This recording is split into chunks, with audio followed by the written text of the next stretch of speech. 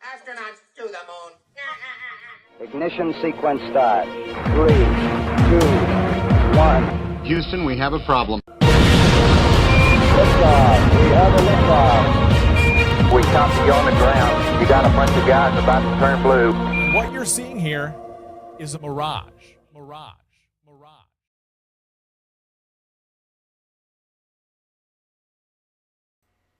What's going on, everyone? It's Jeranism, back with another video for you this evening.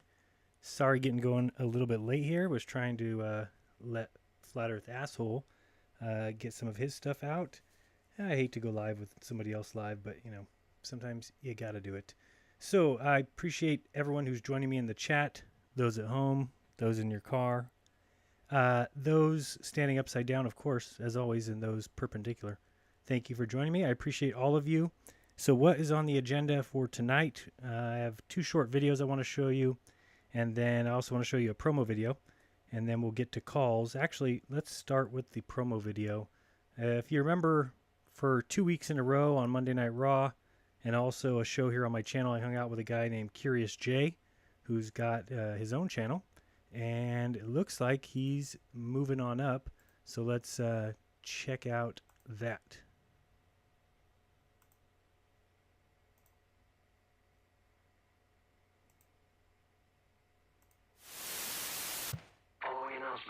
Has been paid for by the Flat Earth Podcast. What? The Flat Earth Podcast. Every day I wake up and I'm like, can you believe people think we live on a spinning ball? You hear it all the time in Flat Earth videos where we've all been indoctrinated. That's what our education system is. NASA and Disney. Yep. Those are our two sources. And Disney is far more credible than NASA at this point. My job years ago, I used to go out onto these offshore oil rigs. Save your globes. They're going to be collector's items. And I watched it all the way through and stopped dead in my tracks when I got to the curvature formula. Astronomy is a joke. Every single thing about it is a lie. I said something to my wife, and of course she thought I was nuts. You know, my saying is every sense we have tells us we're flat and stationary. Only nonsense tells us otherwise. Ooh, that's good. I like that. That's good. You need to meme that, Dave. It could be a t-shirt.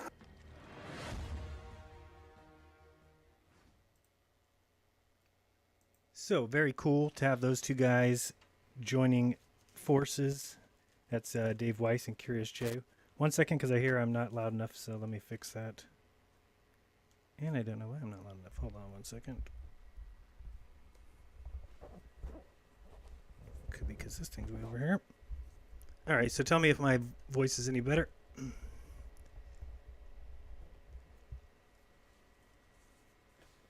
I'll try not to use any four-letter words. Yes.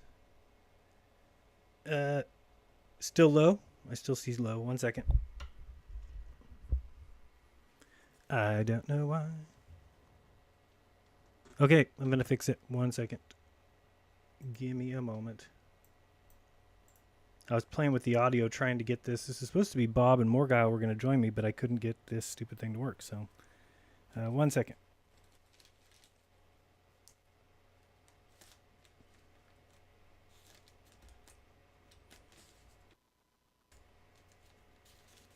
Make sure that's all good.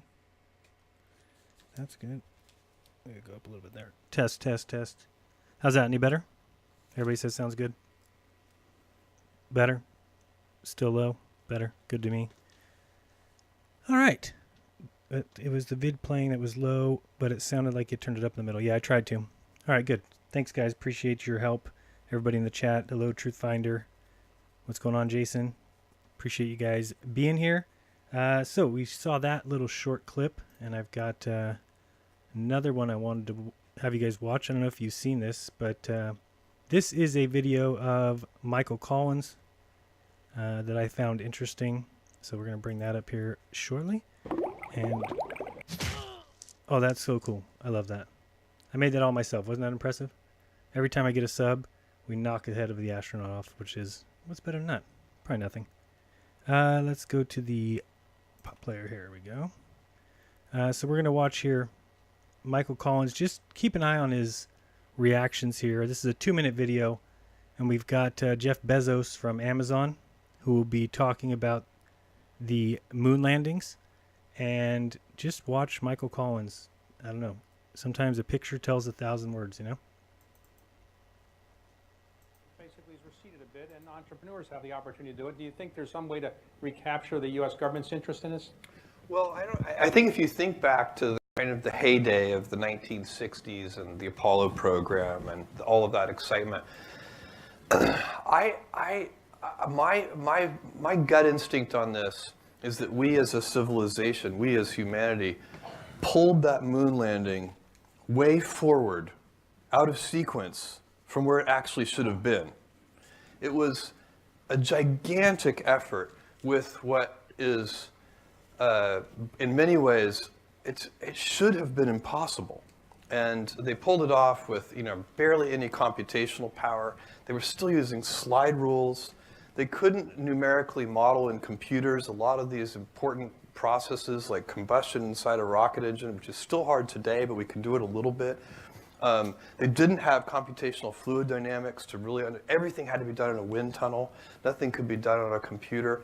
So I think the reason we've sort of taken a hiatus, maybe in part at least, is because we pulled that forward to a time when it should have been impossible. And then once it was done, we kind of had to wait and let technology catch up. The reason that Blue Origin and SpaceX and Virgin Galactic and all these companies today, any of these private companies, the only reason that we can do this kind of endeavor at all is because we're standing on the shoulders of NASA, who invented all of this technology. We're still using all the things that they invented back in the 60s. We have refined versions of it. But even the computer codes that we use to validate our designs have been, honed and fine-tuned by NASA over decades. So this is, I think we're finally entering, I believe that we are entering a new golden age of space and space exploration. And that the time has come for that to happen because we as a species have up-leveled ourselves in terms of technology. We're ready to do it now. It's amazing that we did it in 1969. So, it's crazy. Yeah, it's crazy, Bezos. Yeah, and I saw somebody in the chat say he's creepy. He is absolutely creepy. And the next video, and you might have seen this. It's a deep pool dive, I guess, like the world's deepest pool. But a couple things I wanted to point out in this dive. One thing I always get crap about regarding bubbles in space is people saying, well, these bubbles, they don't go straight up. They don't look like bubbles. They're not circular. They are disc-shaped. Lots of different complaints and comments about bubbles in space. But I want you to watch this video and watch the bubbles and also watch the cleanliness of this pool. And imagine NASA, who's got a giant tank, much the same. It's filtered out and it's dark. And tell me if this looks like a spacewalk.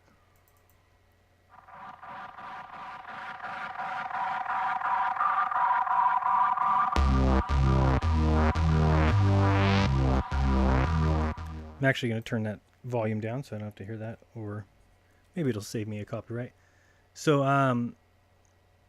if you just watch here, you can tell that this pool is obviously ultra clean, ultra filtered. But when we do see bubbles, we're going to see them going not straight up, as one would expect. We're going to see them going off to the side. So we'll just keep watching here. Hopefully you can see it as clearly as I can. And again, if this is a dark room, like they are doing spacewalks, you're certainly not going to see the kind of bubbles that people expect.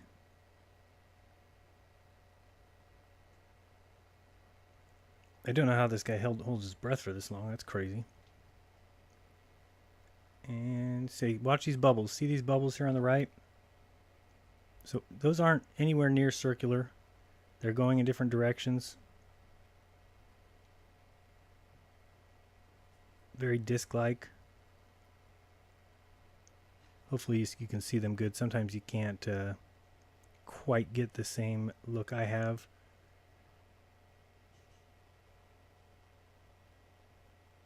A A lot of the shadows look the same as we see. Pretty crazy. So just so, you know, a lot of people think ocean.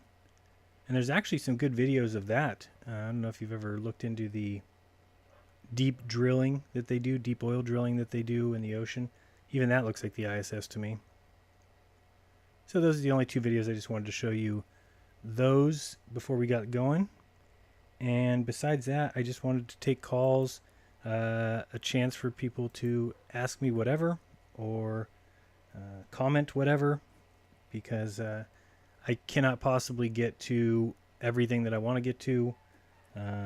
If you've tried Facebooking me or Twitter, I might get to it for a day or two and kind of clean up as much as I can, and then I let it go, and I might not see it for a week or two.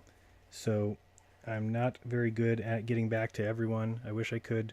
But I am 100% on ask.fm/jeranism because it alerts my phone, and usually people are pretty cool about not overwhelming it, meaning, you know, don't ask me 1,000 questions, but I'm getting questions there and I answer everything within 24 hours.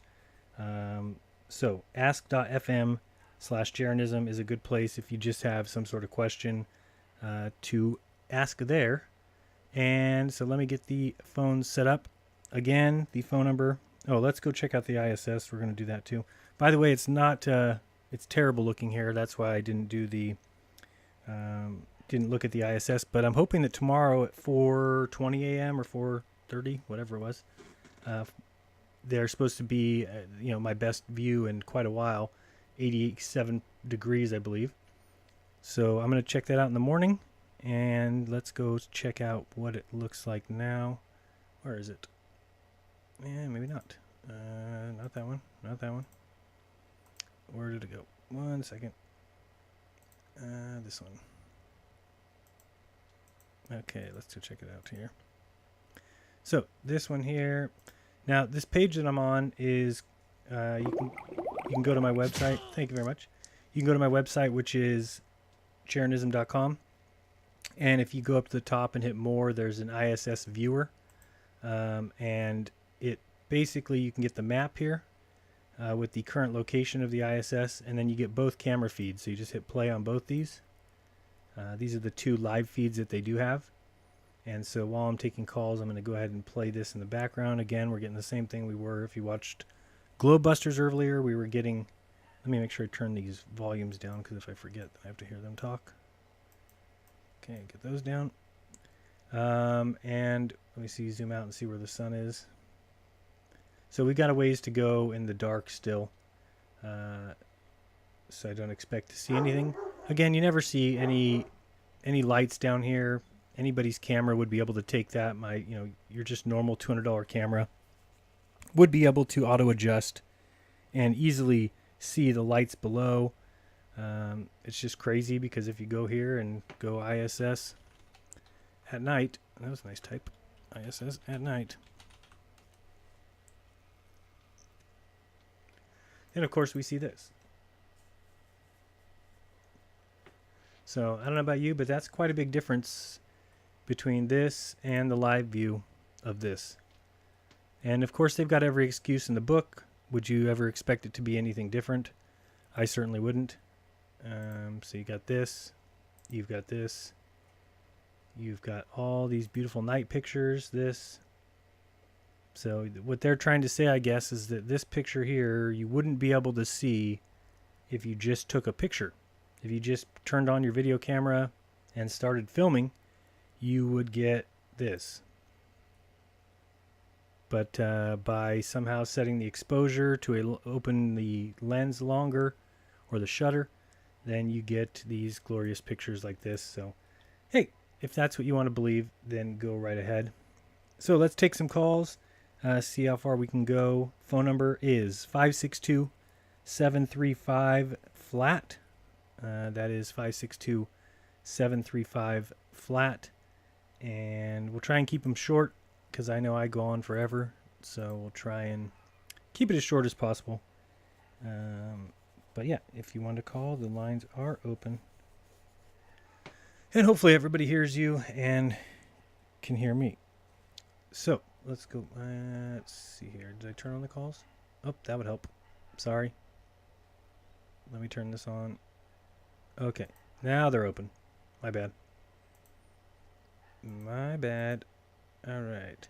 Yeah, see, what's going on here with this yellow box. I mean, they're nowhere near the sun, so I'm not sure what exactly is supposed to be lighting that up. Is that like some exterior light? And if anybody wants to bet me money on how long the live feed will stay live, you can call in and we can bet over the phone right now. Because they go off the air about every 45 minutes, so maybe you can take anything over an hour, and I'll take anything under, and we can bet that, because you will lose, because they can't keep it live. So there's just no way. Did I give the right phone number? 562-735-FLAT. That'd be great if nobody has any questions. I'll actually be stoked. Because I don't, unless somebody's trying to call. Oh, sorry. Wait, now I see people typing to me. What's wrong with the calling? Can you not call? 1 second, let me make sure this is all set up right. I don't know why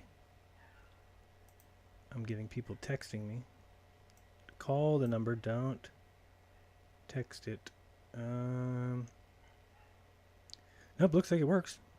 Save them, save that. So, I don't know if I'm not getting any calls or... That's good. Maybe nobody wants to talk. Ah, see, you would have lost. Whoever would have bet me would have lost. High definition camera already offline. Which, again, makes no sense. Why does the one work and not the other? Obviously, it's not offline. Obviously, it can't not communicate. So, let's see here. What else did we want to talk about? Just a point to make sure... Oh, see, I'm getting voice messages now. What is going on? Let me see what this voice message is. Let's listen.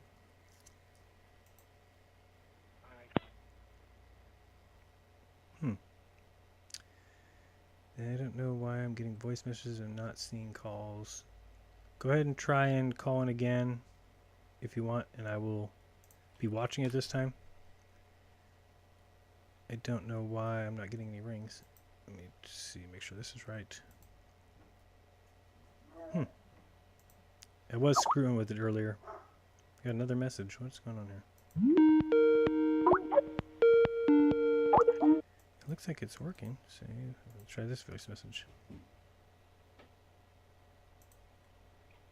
Hey, Duran, this is Harrison out of San Antonio, Texas. I just wanted to hear your thoughts on the new Vsauce video, going over, how the Earth is so gigantic, it's just impossible to put yourself far enough away to get a whole field of view of it.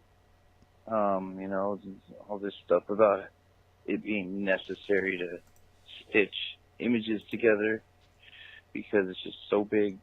There's no destination from where you can see the entire planet. I just wanted to hear your thoughts on it. Thank you. All right, thanks, Harrison, for the call. Sorry, my phone's not ringing. I don't know why. I see I've gotten 3 more calls during that time. I put myself as online. Let me try and go do not disturb and then back online. Let me see what else I could have set wrong. Call, audio settings.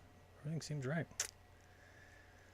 Let me see. Sounds, dial tone, ringtone, Skype. Okay, that's the sound. Play the sound. Yeah, that's what's supposed to play. Video settings. I don't know what else I could have to do. Maybe I have to put on people who call me can be anyone. No, it says anyone. No idea. Use Skype to call. Yeah, general. I wonder why this isn't working.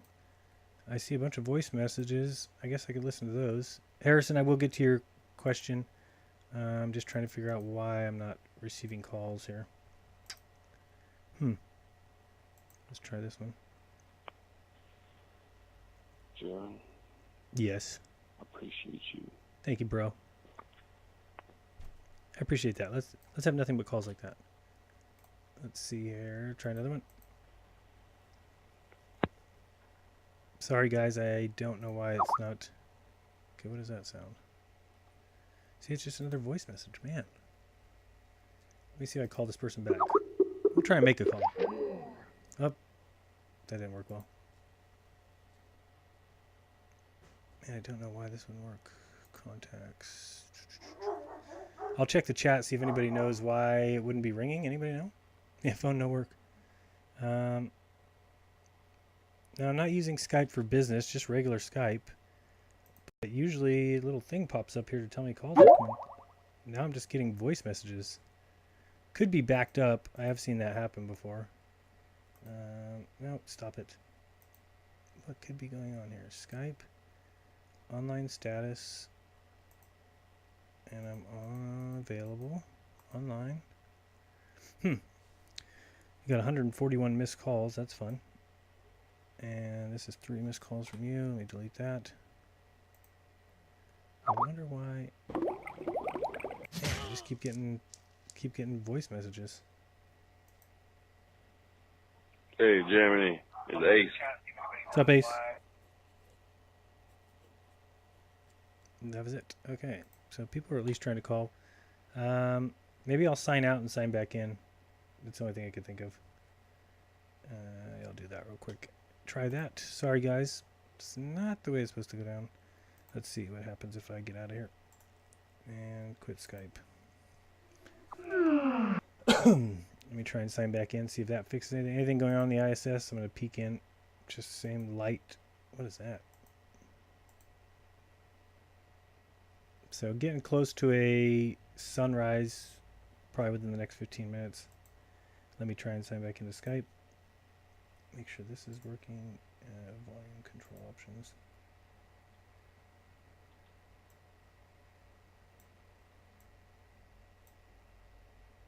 Yeah, it looks fine. I don't know. Okay. And this one. Playback devices. Oh, I know what it could be. 1 second, I think I know what it is. I think I know what it is. Let's go over here. Earlier when I was trying to fix the issue with Bob and John not being able to be heard, one of the persons told me to go into Skype and change the name of a file. Let me go fix that. That probably is what's going on. Skype, and then under, is it updater? Nope, browser. Phone. Okay, and I renamed it this. Let me rename it back to .dll. DLL. Enter. If you change file name, yes, change it. Okay, let's try that. That might fix it. Cancel. Let me try and sign in now.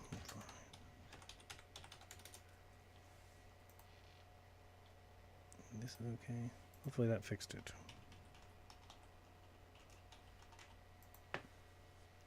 Alright.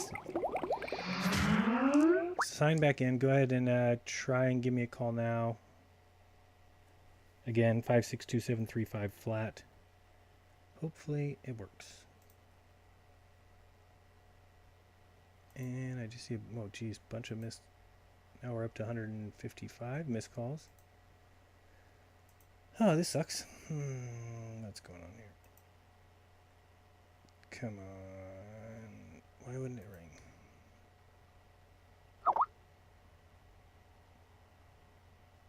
Sorry guys, I see you all calling. And this, I don't think it lets me call out. How would I do this person add what? Create new group, no. Tools. Let me just check my options again. Show me the way when I've been active. No. Start Skype. Sign in. Set program. Man, audio settings. Both of them are set on. It says play sound. It's working. That one. Show advanced options. Yep, that one. And speakers is this one. Save. Jesus, that was loud. Sorry, I'm trying to fix this and see what's going on. What's going on with this thing? Skype. Yeah, it's on. Don't have any idea. System sounds. I don't. This person keeps leaving a message. Let's go to this person. Nope. Sorry. Yeah, I hear it. I know. I feel bad. I don't know what to do. This person just keeps leaving a 1-second message. Man. I continue to call. I know. I feel you. It just sends me to it's a person that I'm trying to reach is unavailable, and then it just has me leave a message. So. Okay. I'm trying to figure out. Was that you or me? Let me see what's down here in this little box. Online status is open Skype and quit. I'm going to try and quit one more time and see what I can do. Okay, so we got a sunrise coming here. We can watch this while I see what the hell's going on. Might have something to do with that changed file. And I don't know what I can do if I stay on. It probably is one of those reset your computer kind of deals. Alright, so I'm just watching this and looking. I guess this is supposed to be on the left side. I guess that's supposed to be the sun. I mean, so imagine when you see it going over your head, super bright light, if you've ever seen it. It's supposed to be, it's just that little orange light there on the left. I mean, you would never see that from 250 miles. What a joke. What a joke. And Harrison, as far as the Vsauce, I thought it was pretty telling that he comes back after about 5 or 6 months off and goes right to the flat earth. Certainly interesting, but to be expected. I mean, they're going to have to do one of two things. I mean, they have to either change the way they teach and so come out and prove it, but what they're doing is they're throwing a bunch of word salad at it again. It's not proof, and I think they're in trouble because they know that. And it's not something that's been proven. It's just the direction that they've gone in. And they've got NASA who is set up to fool you. You know, if you guys don't know my opinion is that all of outer space is a mathematical computer simulation. That I think that that's how they maintain their control over the world. By being the first ones up there, they knew that if they constructed the math perfectly, then they could send satellites, quote-unquote satellites. They could send spacecraft, they could send rovers, they could send moon missions, and as long as whatever they show us on the screen matches what we see from our telescopes, then there's no way to prove it wrong.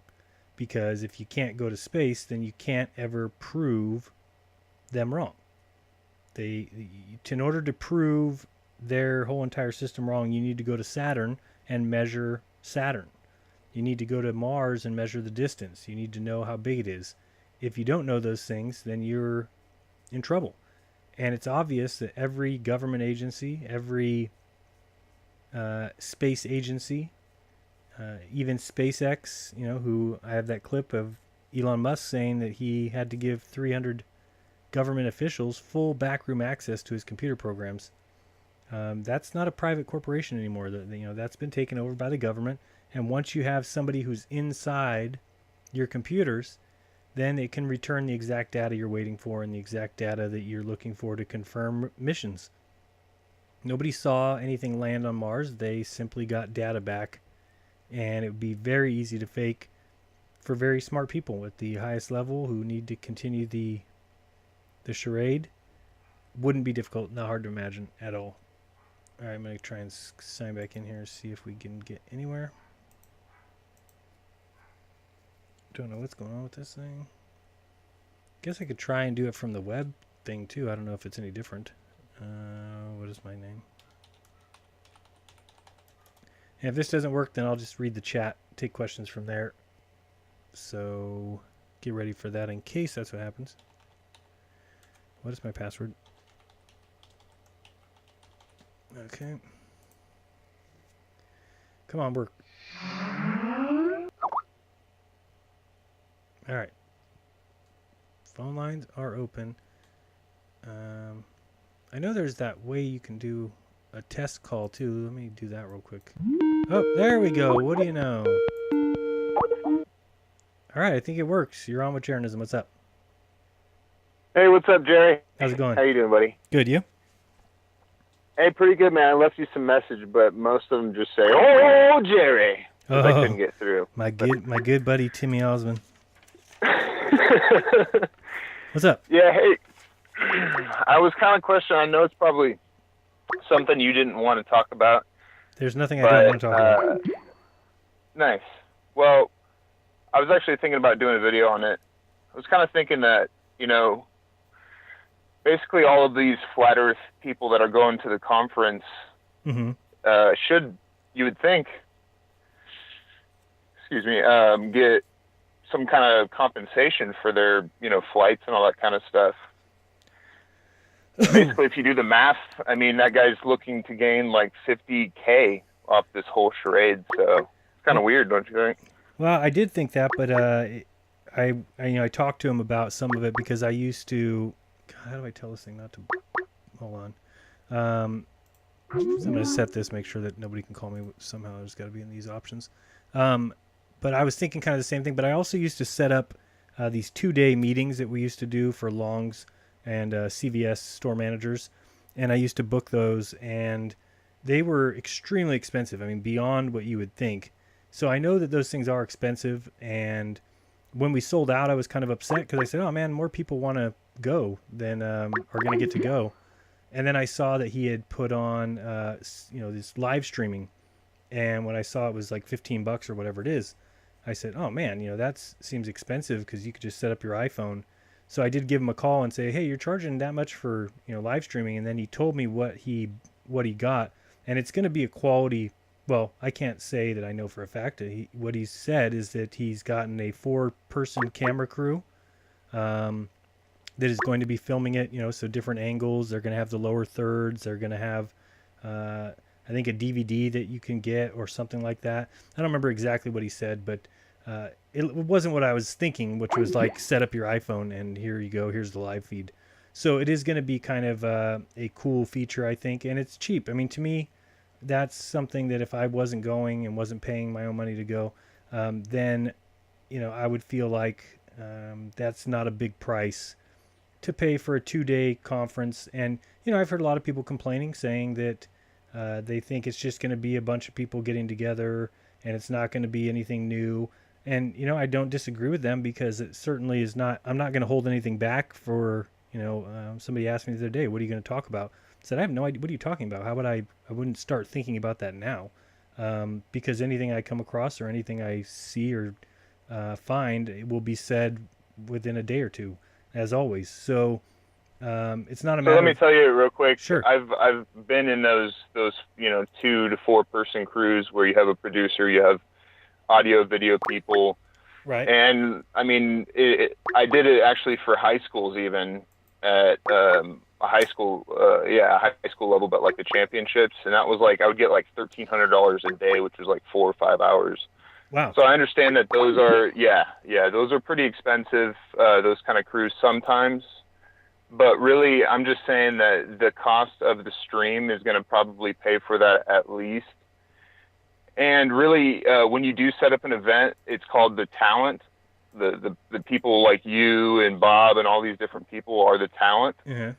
And usually not only do they get per diem and their airfare paid and all this kind of stuff, they actually get money on top of that. Now, I would just say, it would be, I actually called that place, and for the 1,000-person ballroom, it was pretty expensive, but not for the smaller ballroom. I'm thinking it's like 40 or 50 grand here that's up on the table. That really, at least you guys should be able to be like compensated, I think. Well, I think that we've never been told that we would not be. He said that, he would try it this year, and if we couldn't do that, then hopefully in the future years, if we do it again. So I don't think anybody has said that it won't happen. So it's just not something that's been planned for, because as the money is made, if it goes over the amount where they can offer plane flights, And I think they've actually made deals with some people.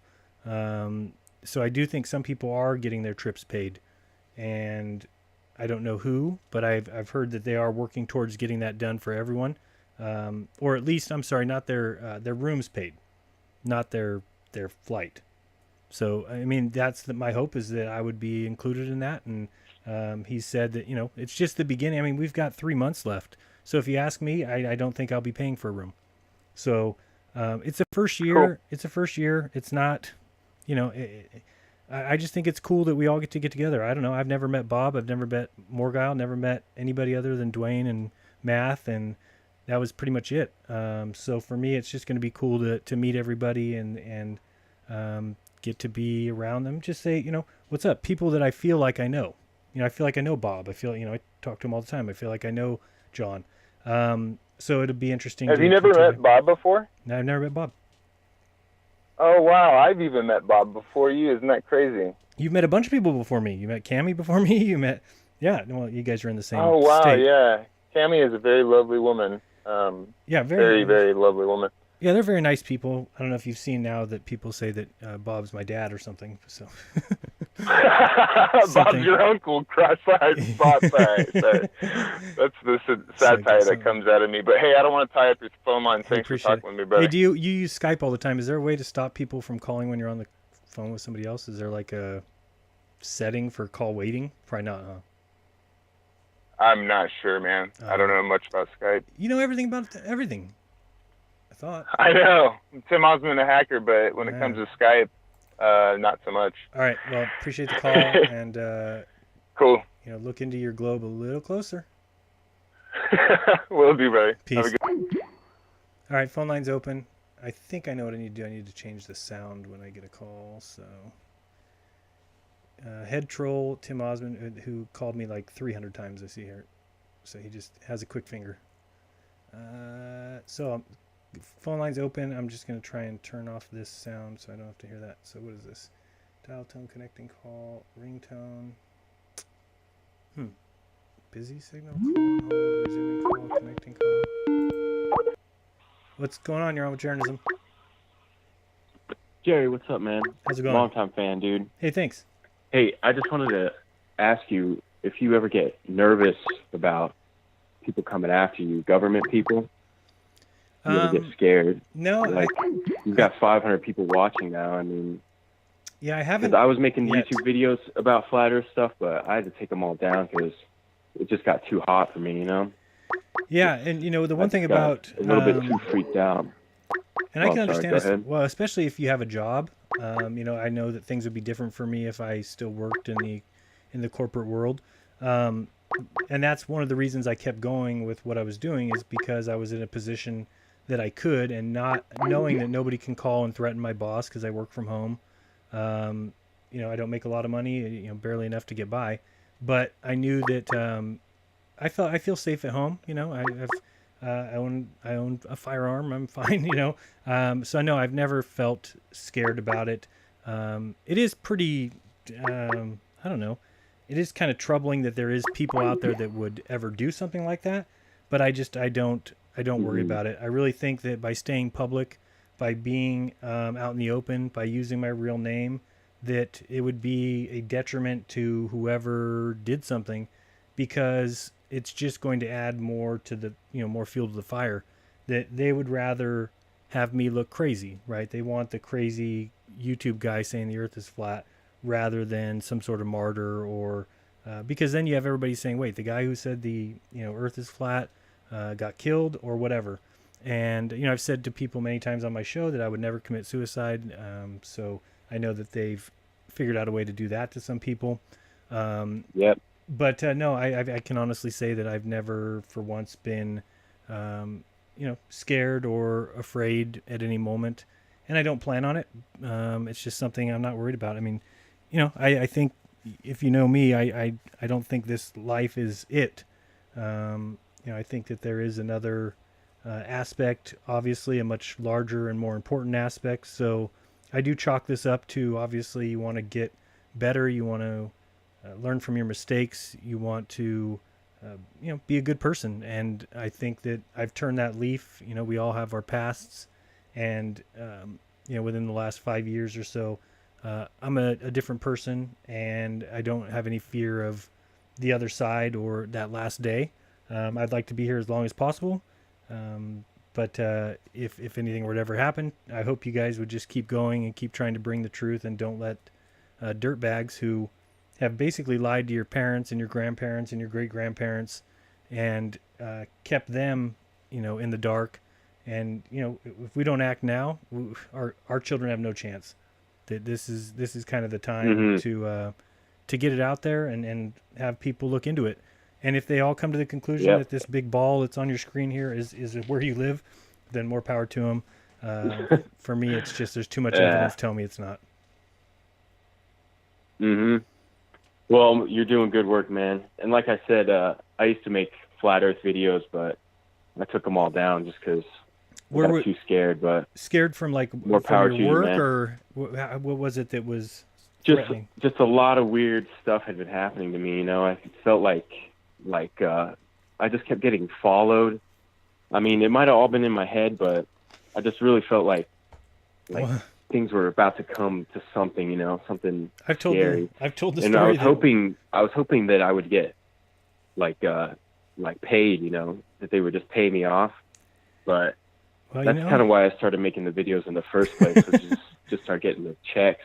Wow. But I was actually offered. But it felt like I thought they were going to kill me, Yeah, I was actually offered. But not by a person. You were but, offered? Well, by a lawyer contacted me and said there's some law in the United States, and I can't think of the name of it, but you can basically sue a government agency privately. And he said basically he would be my lawyer, and we would sue NASA privately, but it goes to the American government, and it never even goes to NASA. And the government would look at it and decide if you have a case, and if you do, they pay you out, and you can never say a thing. And I turned that down because it's just not what I'm doing this for. It's not. I could never live with myself if it was a get paid and be quiet thing. And then I do think then I would need to be scared every corner if I ever took money. Even my wife was saying, what if we ever took the money and then still got the truth out, or fed it to other people, or were able to do it covertly? And like, no, that's the kind of time. Then you do have to watch your back all the time. So, I mean, I would love, just like anybody else, to live free, as far as live easy and not have to worry about paying rent every month and not have to worry about where money's going to come from. I would love that, but it's not something I'm willing to give up my restful sleep for. I'm not going to do that. Have that, but have to worry about everything and have constant worries of who's following me and if I'm going to get killed for talking when I shouldn't have.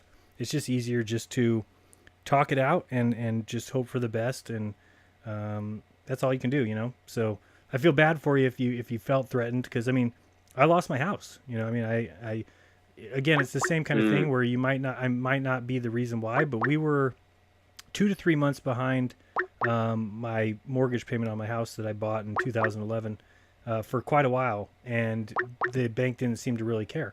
It just remained that way. We would kind of always pay late and just we're behind. And then one time, it was within 2-3 months of doing Flat Earth videos, that we went out to the car, and when we got there was 23 pages or something and they weren't like a packet nailed or taped to my garage. They had taped 23 pages across the front of the garage. I don't know who the hell does that. I wasn't outside, so I couldn't see who dropped the papers off. But we had to collect the papers, and it basically said that they were going to auction the house. So yeah, I mean, that I don't know if that's because of the flat Earth, if that accelerated it, but it wasn't like we were falling further behind or anything. It was the same place we were for 2 years. So I mean, I do look at that, and it upsets me because I worked for 14 years to save the money to buy that house, and it still upsets me now to think about it. It's a lot of money to basically piss away. I had a nice 2-story house that I think it was sold for like $600,000 in 2000. In 2006, it sold for $600,000, and I bought it for like $240 in 2011. So it just so happened that it was bad timing. I got married that same year in November and lost my job by the end of that year. Well, actually, it was the next year, 2012, in March. So just a bad storm, and found the flat Earth at the same time. And the rest is kind of history. And now we're just renting like everybody else. And I miss the house and all, but I think in the end that I definitely feel like I'm doing something beneficial for the world that more than I felt when I worked at a drugstore that screwed people daily. Yeah, you got your dignity now, man. Yep, and that's what allows you to sleep at night. And even if we're incorrect, well, then they're going to change the way they teach children going forward, and they're going to show proofs and evidence and experiments. And I just doubt that they have any. If they've can't come out with them by now, you just got Neil deGrasse dropping microphones and Bill Nye saying, "Come on, guys, these guys aren't real. They're not serious, man." I mean, that's their excuses. That's their explanations. That's their experiments. It's not the science that they taught us science was all about, with this, repeatability, testability, observability, all these things that science was. And that's why we all believe the globe, because you taught us science first and then said these things are scientific. So we all just said, oh, they proved it. Sweet. And it just sucks that we get to the point now and we're looking for the proof. And basically you have to trust in NASA or don't. That's basically what it comes down to. And I don't know about you, but I've never met any group of men who have had my best interests at heart. It seems to me that they've always had their own interests everywhere. That's just how secret societies are. So. So yep. So I think. Yeah, I'm gonna get back into it. I think, man. I think you inspired me to start making these videos again. Yeah, I think But mostly, I've just been doing Sandy Hook hoax and conspiracy videos. Yeah, and things like that. But that's a big one. I mean, you got to get people to see that stuff. I think San Bernardino is a completely obvious one, and Sandy Hook, no doubt, is obvious. And Boston bombing is probably the worst. So I mean, yeah, these are things that people need to see, because I mean, really, when you look at it, when's the last time we were attacked by anybody? I mean, that wasn't our own government or wasn't sanctioned, and I'm not sure to what level. Do they plan it? Do they know it? Do they instigate it? Do they just egg somebody on? Do they, I'm not really sure. It's not for us to really figure that much out. You just know it's not the story that the media tells, and it becomes obvious. So really, when you look at it, I can't think of a time where Americans have been attacked that I don't look at and say, I think the evidence leads me more to the idea that this is a false flag. And they've been doing it for hundreds of years. And the CIA and FBI are all just devices at their disposal to put anything into action. And the media, once they're bought and paid for, we really have no chance but just information, right? Just get it out there, make videos, show people, and give them the choice to either look at it or don't. I mean, my thing is, I'll respect anybody if they can tell me that they spent a day studying Sandy Hook and have come to the conclusion that it was real. I'd like to talk to that person, but mostly what I get is people who think it's just ridiculous. It's the same thing as the globe. It's ridiculous if you doubt the globe. They haven't looked into it. They're not interested in that. It's just ridiculous if you do. Just like it's ridiculous if you look into Sandy Hook. How dare you question these people and their children? When if you just look up Sandy Hook, that is a pedophile haven. So if you ask me, I think it's dangerous to say nobody died, because to those parents, maybe their child is quote unquote dead because they got a paycheck and they sold their child off to some pedophile. So if you take that person to court, they're going to have a hard time. You're going to have a hard time winning that court battle, because you're going to be saying their kid didn't die, and they're going to be over there saying, well, where is he? Where's my child? So, but I think we need to expose the whole thing. The whole thing is just a sham, top to bottom. Somebody is doing something with those children. I think that is completely terrible. Yeah. So I don't know. Yeah, their kids are getting raped by billionaires. Yep. I mean, unless they're too old and they just killed them and threw them in the trash. Yeah, it's all over. It's disgusting. It's crazy, and it's the to be the leaders, to be the elite. That's who gets to the top, is the ones willing to step on anybody on the way up, and also the ones willing to drink blood and F children. So, until we get them gone, then, it's going to continue happening. So I'm all for it. I think you should keep making videos. But, just stay public. And yeah, man. All right. Well, thanks for calling. All right, man. Peace. Catch another one here. You're on with jeranism. What's up? Oh, hey, is this jeranism? Yep. What's up? Hey, I just wanted to say thanks. I think you're doing a great service to everybody. And I wanted to know what your thoughts were on Donald Marshall, or have you heard of him? Yeah. Yeah, that's a tough one for me. Cloning and yeah, because I talked to Bob a few times about it because I wanted to get his kind of opinion on it. I have a weird opinion about cloning. I don't think they can clone adults. I think that it is possible that they have children that are grown up, because a certain amount of children go missing every year that are unaccounted for. The number varies. I've heard people say 3,000. I've heard people say 20,000. I've heard people say 50,000. But however many those children are, if you picture, say you've got some underground place where you're raising, say 20,000 children a year, or 10,000, let's say 2,000 children a year. Well, now you've got these children that are being raised to be dirtbags, that are being raised to be cretins. And when they get old enough, then I think that then they look at the pool of children and they're able to pick people out of society that they want to replace. And even celebrities, it wouldn't be hard because you've got all these children and you just need somebody close in age that you can just replace. And I think what happens is they can mind control people. Obviously, we know that with Tavistock and MK Ultra. So if they're mind controlling people like, let's say Donald Marshall or Bob, I wouldn't be surprised that somebody sees themselves at some event, and maybe they see them, on TV or something, and they're like, "Man, that must be my clone," or they were mind controlled when they were up there, so they don't remember being there, and that's why they think that that's their clone when really it was them. So I think it's just more a matter of that, and they want us to think that they have that kind of ability, but I don't think they do. What about you? You think that they can clone? Oh, yeah. I mean, I've just been watching a lot of different videos and stuff, and it's kind of hard to wrap your head around a lot of this stuff, but I wouldn't deny it or say that, they couldn't do it. I'm not saying you're saying that, but I'm just saying I think they have the capabilities of it. And I was going to also ask, would you ever take a trip to Antarctica? Yeah, I would. I did get offered that as well by actually the person who taped, I can't think of his name right now, Anthony something. The person who did the 24-hour video that has the little watch sitting in the middle of the screen and the camera pans 24 hours and shows the sun down there. Because I contacted him and I wanted to have his permission to get the video forensically investigated because I don't think the sun is real at all in that video. And he told me basically no, but said that why don't you just go down there and film it yourself? Go down there. I said, well, it's too expensive. And he says, well, I'll look into getting a trip for you. I'll figure out how much it is. So he came back and said that the trip was something, I think it was like $27,000.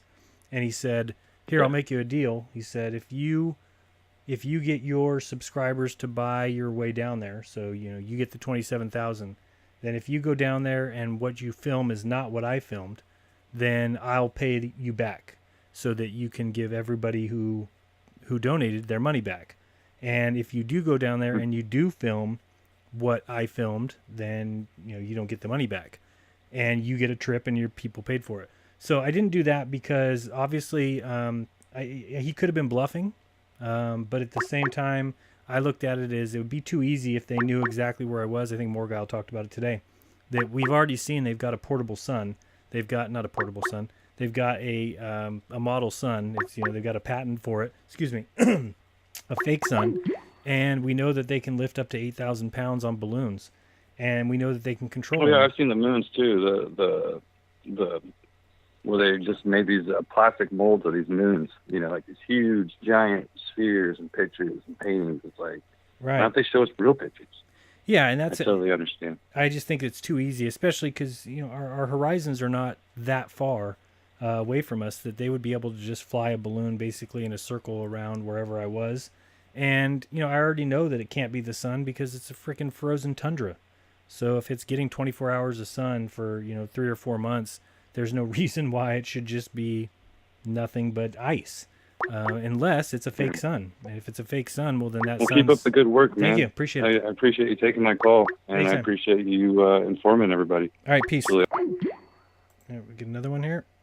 You're on with jeranism. What's up? Hey, Darren, this is Joe Clayton from Roswell. How's it going? What's up, Joe? Hey, well, I was wondering, did you ever see that video where the guy was, I don't know how deep he was underneath the ocean, but he hit that, the another water and bounced? Mm-hmm. Okay, have you been hearing the news lately about somebody actually being to the dome and the way they describe it? Where's that from? What are you talking about there? Well, there's been I can't remember now exactly. I'd have to go looking through my history, but somebody had made a video that they had taken pictures. Somehow they were connected to Antarctica. They had taken pictures near the dome. They described it as some kind of liquid. Okay. Not exactly solid, but things would bounce off of it. All right. And I was wondering if anybody put those two things together, like maybe it is actually some kind of force field, water type field or something, just like that guy hit at the very depths of the ocean. You know, you might be right, because isn't it crazy that the shuttle would fly up there and then it would go upside down, right? And I've always kind of thought, if there was some sort of liquid, could it just be basically, you know, and the bottom had all those black tiles and they were real concerned about the tiles. I don't know, I just always thought, could it be upside down and actually like surfing these waters? Exactly. Yeah, and no, it's a great idea. And you know what else is, I don't know if you've ever looked into the superfluid helium-3, but you know, liquid helium, it actually defies gravity by climbing up apparatuses. So if you looked it up on YouTube and found some video of it, basically if you put it in like an upside down jar, the liquid helium would crawl up the walls and then stick to the top inside of the jar. Almost So what you're saying is, like, if they had some kind of scaffolding for the dome, that they could release some kind of helium, that helium could be released and crawl up that dome and kind of make a full field. Well, it wouldn't need to be necessarily any kind of scaffolding. That just think of where does helium go every day? Helium goes up, and if it's helium-3, the liquid helium becomes that liquid when it gets to, you know, almost 0 degrees. So I'm just wondering if all that going up gets as cold as possible. Absolutely. But what I'm saying is like, okay, so they put it in the jar, right? And it had the boundaries of the jar for it to climb on. Correct. So naturally, if it's a dome and it is made out of that, you would think that there's like something on the other side, some kind of solidity or something that keeps it from going any farther. True, like it has to be something to hold it in. But yeah, I just thought throw that out there because this is a couple of new videos I've seen, so I don't know where it's going. I've started trying to dig more into that, but yeah, I just thought I'd call you my ideas. I don't know. Yeah, great. No, great. And I think everybody should be looking into all those ideas. There's so many possibilities of what it could be, and obviously we know we're being lied to, so I leave it open for everything, you know, infinite plane, dome. I don't know. I don't have evidence of either one, but I do have some slight evidence for both. So, I mean, it's just a matter of putting it all together. So, well, I think one of the funniest things is that I was looking at some memes earlier today, and I thought, well, with all the information that, I mean, everybody has gathered in the last 2.5, 3 years, it's really the first information of really simple things that really blow NASA out of the water. Yeah. I mean, the picture from the moon, for example, I mean, it's the same size viewpoint from the moon, Earth is, as the moon is from Earth. Right. There's no possible way that's not even, I mean, how can anybody even believe that's real? Yeah, I've gotten so far past that stuff, you know, it's moved into a new area because, yeah, you're right. All those things that were like the earth-shattering realization. Well, I've already I guess my point is that we can come up with it almost. Everybody has come up with absolute proof, but I mean, who is there to validate it? Or I don't know how to even say it, put it in words, but if something as simple as, hey, there's no way that the Earth could be looking the same size of the moon from the moon as the moon does from the Earth, so it must be fake. If nobody can accept that, I mean, how are we going to, and can't convince anybody of anything? Yeah, that's probably the biggest fear that most people have about it is that is it something that they have been able to explain away? They have excuses for everything, and people just believe it. People just hear gravity and they believe that that is an excuse for something. So that's kind of my goal, is finding that one thing that we can do it. If we found that one thing, like the test I want to do over at the river, if we did that and then we're able to make an actual documentary about it and actually put it into movie theaters or something, that's what I think it would take. It would take something like that, because or like some cut and dry, like I know what you're saying about the moon, but they can explain that away with the way it looks from the atmosphere, right? That our atmosphere blows up the moon, and there's no atmosphere of the moon, so it doesn't blow up the Earth. Something like that, which may or may not be true, but what I just said was enough of an excuse that would make anybody who wants to believe in the globe say, yeah, what he said. So we have to kind of, and that's what they're able to do. So I look for that one thing. That's why I told people a while back to really go through the old spacewalks, because I do think for sure that they're using scuba divers, and that I can see how they're hiding them, and I feel like there is video out there that they may have slipped at one point.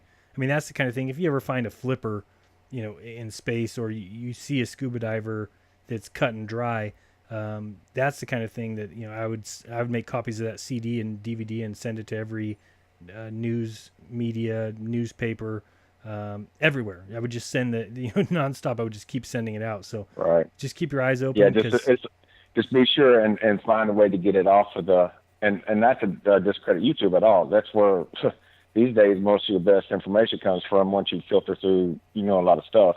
Right. But it's getting it off of this format and getting it onto something that the general population may look at it on a consistent basis. Yeah, I agree. They've definitely got somebody who just searches NASA all day, and any video that comes up, they know where those videos are. So yeah, that's why I've always asked people to check garage sales for VHSs. There's so many missing missions. I started to make a list one time because I thought I'd be able to get a list of like what is missing. It's too huge. There's so many missions that are missing that you just can't find footage of. So it's like, where did that go? Those are the ones I think that have clear mistakes in them. A lot of the Skylab stuff is horrible. And that's one of the mistakes NASA made by putting out such shitty footage, which was all they could do in the 60s, 70s, and early 80s. That they can't do anything great now because it would easily disprove that. So they kind of have to hang around in the middle zone. But I think we can easily prove that stuff. So yeah, appreciate the call. Well, can I make one last point before I get off here? No problem. I was watching a documentary about secret swimming holes. Okay, and there was places where the water was so clear that they made people wear life jackets, because when they would get in the water, they would lose their orientation while they were in there. And where's it was that? So clear they couldn't really tell what was up or down. Where'd you say that was? And I thought, well, it was just some kind of documentary about secret swimming holes and stuff. Oh, gotcha. Mm-hmm. And, all right, so I started thinking, well, if that's one way to disprove gravity on the body, as far as you being able to feel it, I mean, that's a good way to prove buoyancy, is that when you're underwater in such a clear water like that, you lose your orientation. Your body doesn't feel gravity pulling down on you. I mean, so naturally, if you're out of the water, you can feel your buoyancy because the air is thinner. You can feel your movement. You can feel the pressure on you. But in the water, if it was gravity in the water, you should feel that same pressure. But you don't, so you can lose your orientation really easy, especially if it's really clear. But anyway, I'll let you get on to another call. I appreciate you taking it, man. Anytime. Appreciate the call. Yeah, you do a good job. All right, peace. All right, lines are back open. I think I figured out how to get that thing. Sorry about the hold sound, or when people are doing call waiting. Or maybe now I shut off the thing. Let's see. What's up? It's jeranism. I don't want to hold you long. I just want to ask a simple question regarding like a test. I was wondering if they're saying that Earth basically is supposed to be moving. Couldn't someone simply they probably done this already with either a helicopter or a drone, make it hover for an extended period of time at a, very standstill state and show that nothing ever changes. Yeah, this is their unfortunate, kind of word salad, because they say that the atmosphere moves with the Earth. So even though one's, if you think of a train or a plane, picture a toy helicopter inside of an airplane. That helicopter would lift off the ground and it would hover there and it would stay with the airplane, but the whole group of it's moving. Now, of course, an airplane is an enclosed system where the Earth is not. But that's one of the things that they're able to explain away. So no, I mean, unfortunately, that's not. Doesn't the star trail contradict that? Well, I guess, but to them, they would say that the stars are outside of the atmosphere, and so what we're looking at as we spin would be looking through the atmosphere that's moving with us. Which again, I hate even explaining this stuff because I don't believe it. There's no way that at 30,000 feet off the ground that air is moving magically the same exact speed as the ground. It's just not happening. Don't they argue that everything in the universe basically moves with each other? Like everything stays fixed in a sense, kind of like a web. Well, I mean, not necessarily. I mean, because the stars are so far that they are fixed. And that, yes, we are moving with the other planets and the sun, and those other stars, even though they're fixed, are also moving at their own speeds, but it's so far away that it just cancels out. It's basically a 0.00002%. We would never see the changes. So this is the kind of thing that they've been able to do. They've just been able to, I mean, think about it. They say that the ocean in Australia is sea level, and so is the ocean in California. That those two places are level. They're able to get away with that, and people still think it's a ball, and they say no, it's level because they're equal distances away from the center. So I mean, that's just metaphysical to me. If it was true, then they would be able to show me evidence of that. But the only evidence they have of the very definition and phenomenon is the phenomenon itself. Which I don't know about you. I learned in school you can't do that. You can't use the word in a definition, and that's basically what they're doing. Is they're defining what happens with the water and the sea with the earth as their evidence, but there's no proof of that. It's just words. I understand. Okay, well, I definitely appreciate you. I'm a big fan. I watch your videos all the time. I'm tuning into your live stream right now. I just wanted to take the chance to call in and, ask that question. Thank you, bro. I appreciate it. All right, definitely. All right, peace. All right, take some more. If you want to call in. Sorry, I'm eating something. Yeah, I mean, that's the thing to me is they just are... Yeah, it upsets me, the whole thing with the pulling to the center. What's up? You're on with jeranism. Hey, what's going on, guys? How are you? Tony. What's up, Tony? I'm pretty good. Good. Is this live? You're live as it gets. Oh, wow. Okay, interesting. I didn't think I would get through. You made it. I don't really have anything specific to talk about. I guess I would just maybe mention this one thing here. I try to mention flat Earth to my buddies and stuff like that, and they're always looking for answers. Like they want me to answer the question, prove the shape of the Earth. And I always tell them, it's not so much that I know the Earth, it's that I know when somebody's bullshitting me. Right. And that's what I try to tell them is if you just look at what NASA is saying, it just feels like somebody's blowing smoke up your ass. Absolutely. Am I wrong? I mean, do you guys feel the same way? Absolutely. No, it's like your wife gets home with lipstick, or your wife gets home and she's got a guy's shirt on. You may not be able to. Hey, don't talk about my wife. I'm not going to say it. But you go ahead. Yeah, you may not be able to point out who the guy was or where she was or whatever, but you now know something's up, and that's how I think is. Everything that NASA does, and just they're a government agency. They're secretive. They're selling a big lie, And when you look at things like no 24/7 view from the ISS, look at what we're looking at tonight. They just got those cameras off all the time. And things that would be easily done if they were out to actually prove. I mean, people for Right, if it was years, real. Yeah, if it was real. In 40 years, people have been questioning the moon landings. If I'm a scientific entity and I see that 10%, 15% of the country questions the greatest thing that humanity's ever done, then you go back and you prove it. Yeah, exactly. Like, let's say, like, I claim something huge. It shouldn't be that hard. This is not like something that should be hard to prove. It's not something that's very like argumentative. Hey, we went to the moon.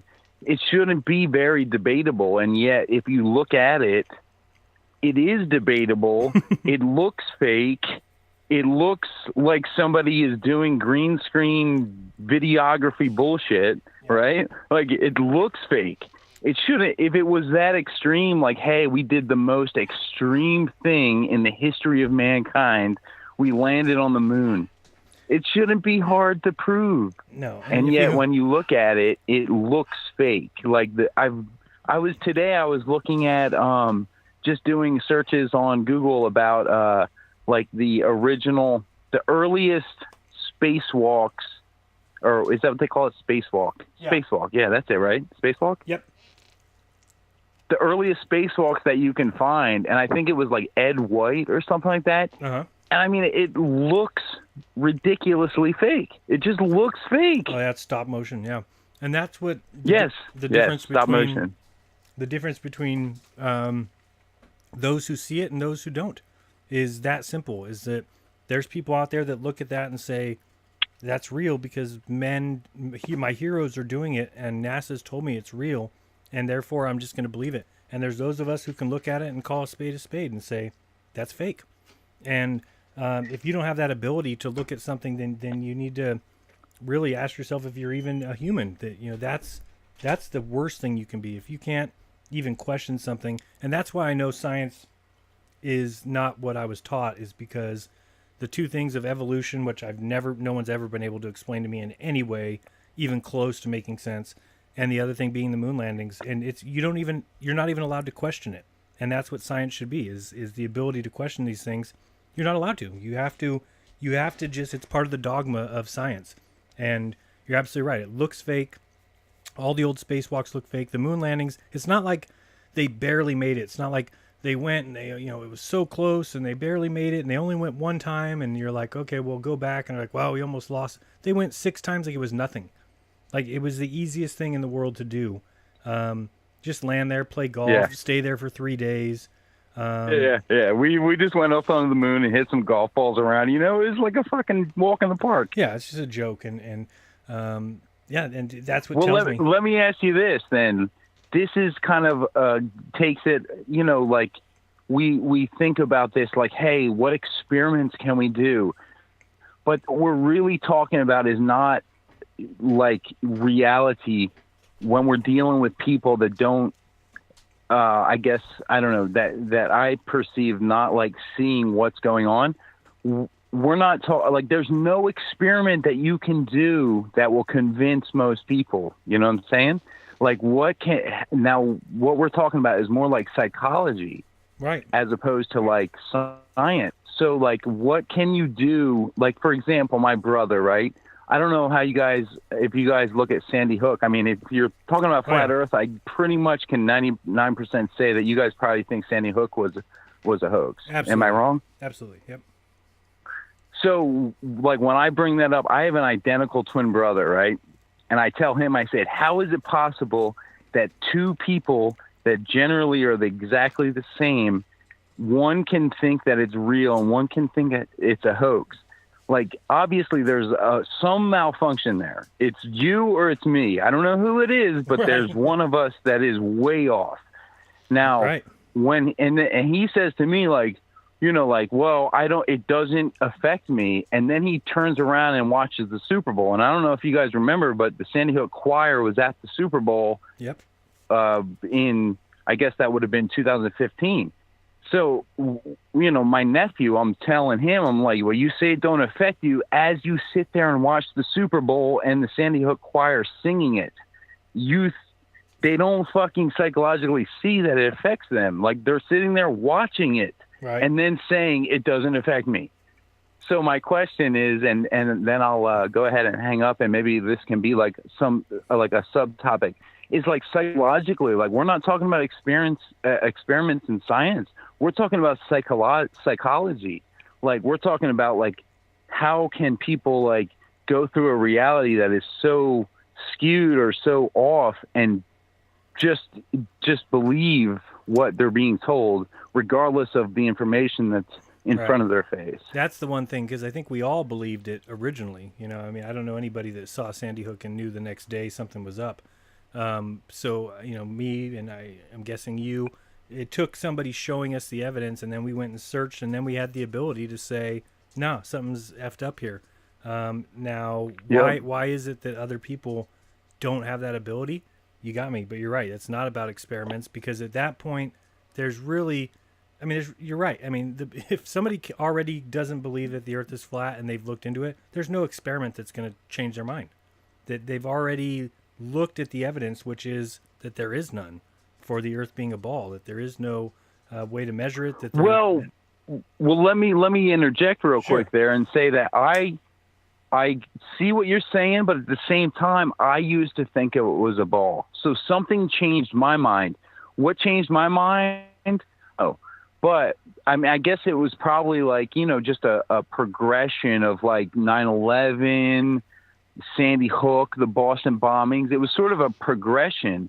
So my point is that I kind of agree with what you're saying, but at the same time, I'm living evidence right now that like I changed my perception. Well, that's so what I'm saying. There has to be something. We all did. We all were originally believers, right? So what I'm saying is, once you were given all the evidence and you actually spent the time to look into it, you came to the conclusion that the evidence weighed on the side that, you know, the globe doesn't make a lot of sense and it has some holes in it.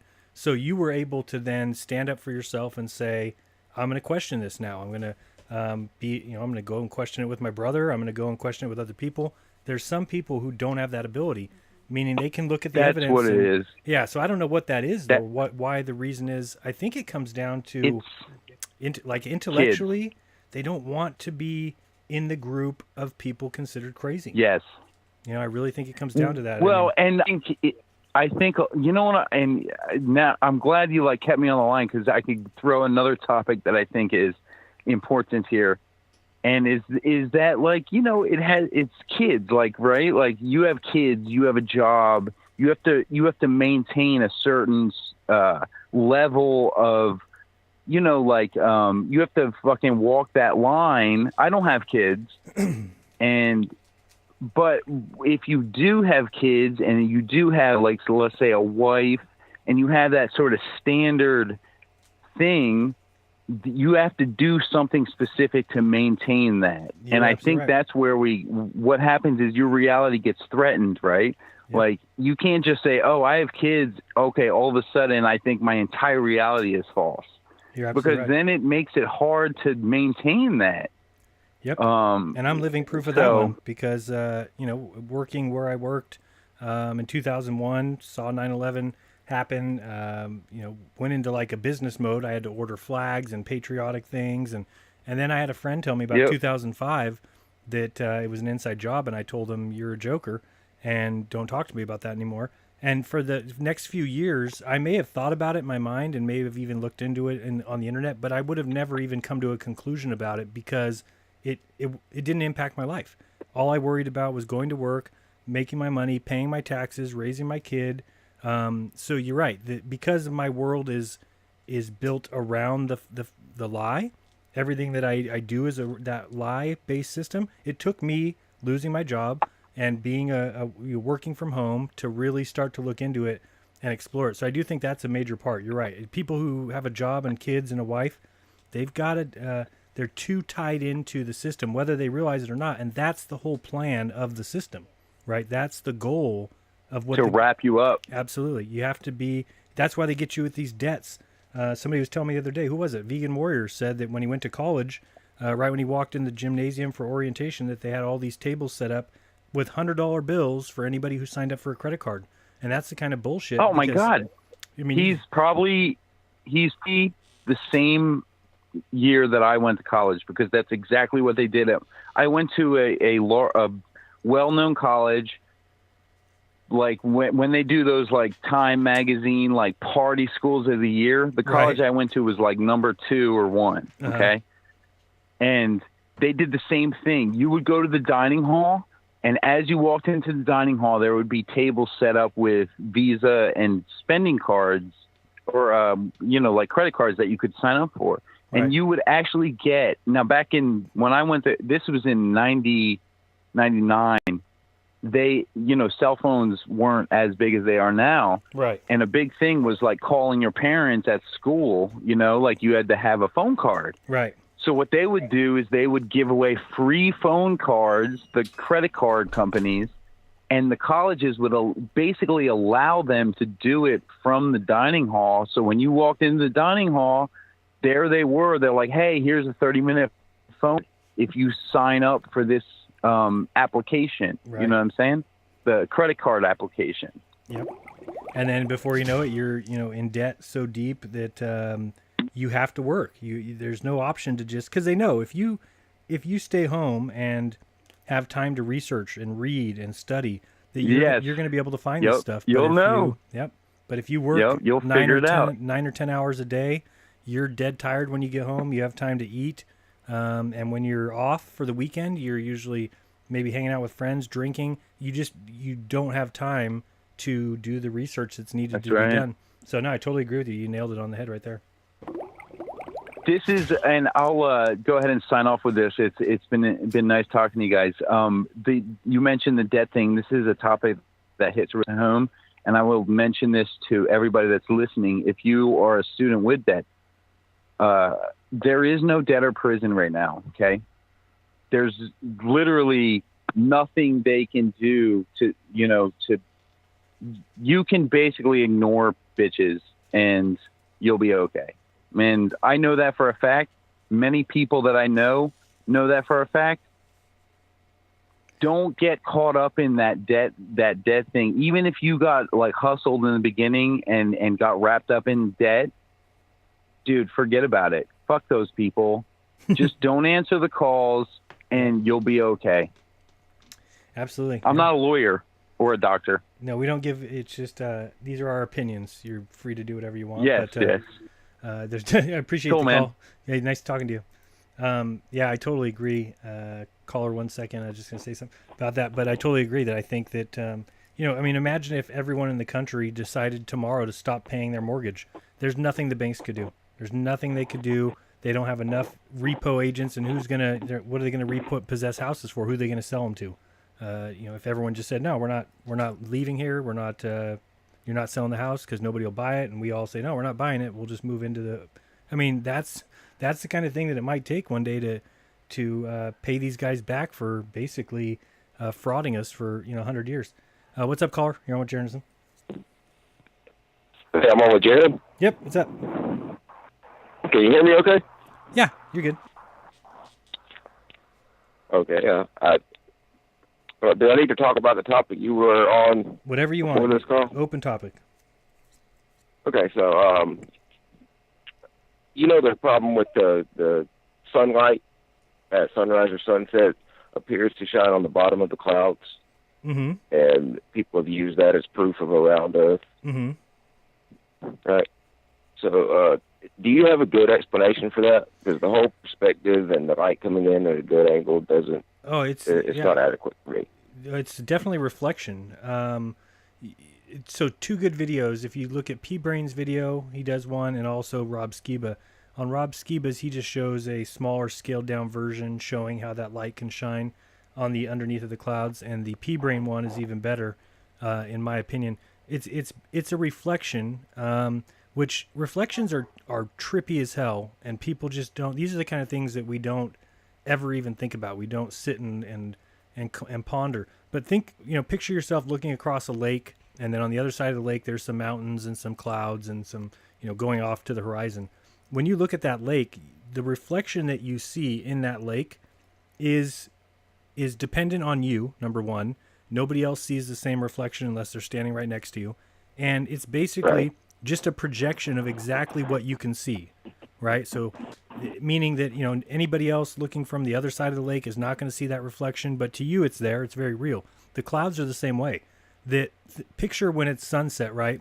And we look off into the horizon and we see these purple clouds, or we see pink clouds, and we think, oh man, it's really beautiful.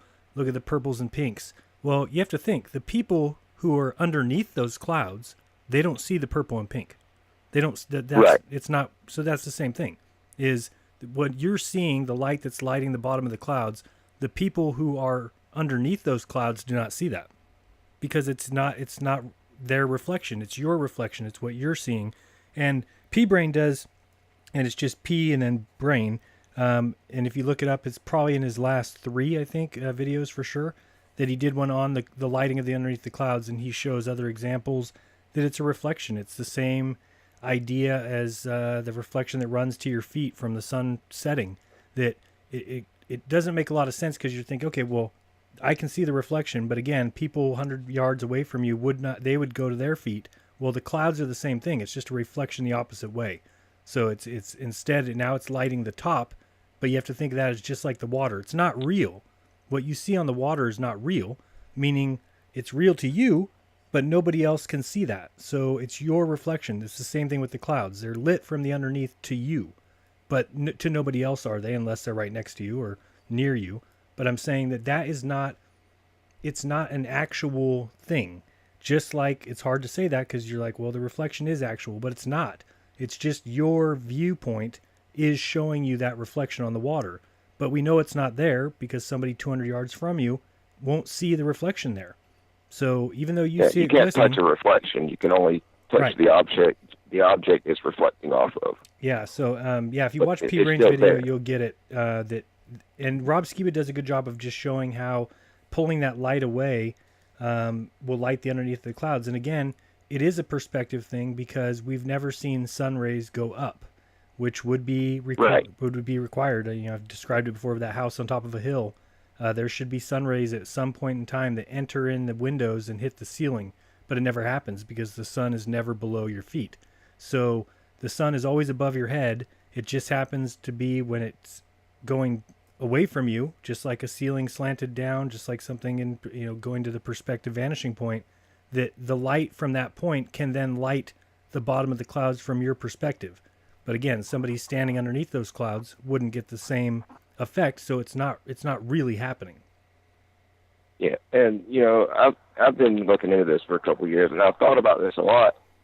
And maybe it's just that it's the light and the clouds are both so far away, and that light is going to come at us at a different spectrum, and maybe just enough of it is bleeding through the clouds to where we're seeing it those different colors. Right. Well, yeah. And it just appears that it's coming from underneath, but it's actually on top. Well, if you look, because we know the sun is always above the cloud. Right, and if you look at, if you just go look at, sunsets or sunrises, look how many times that it doesn't happen. Meaning you see the sun right. below the clouds and they're not lighting the bottom. Now, if it was every single time the sun was setting, we saw the underneath of clouds lit, that's something I would say would be a pretty damning globe proof. But that's not what we see. We see it on rare occasions with different atmospheric effects, but there's sometimes that it doesn't happen. So what does that mean? Why wouldn't the sun always light the bottom of clouds when it's set or rose? So that tells me that it is a reflection. It is some sort of optical phenomenon. Yeah, plenty of variables we don't know about. Okay, one more thing and then I'll go. Yep. If that's okay. No problem. Okay, so like I said, I've been doing this for quite a while. I've been into conspiracies for a decade or so. Came upon a flat earth a couple years ago. But I can't seem to get my wife interested in it. I can't seem to get her to realize, the deceptions that are going on in our world. Mm-hmm. Do you have any advice on how to wake someone up to it, I guess? That's a tough one because no, I mean, Yeah.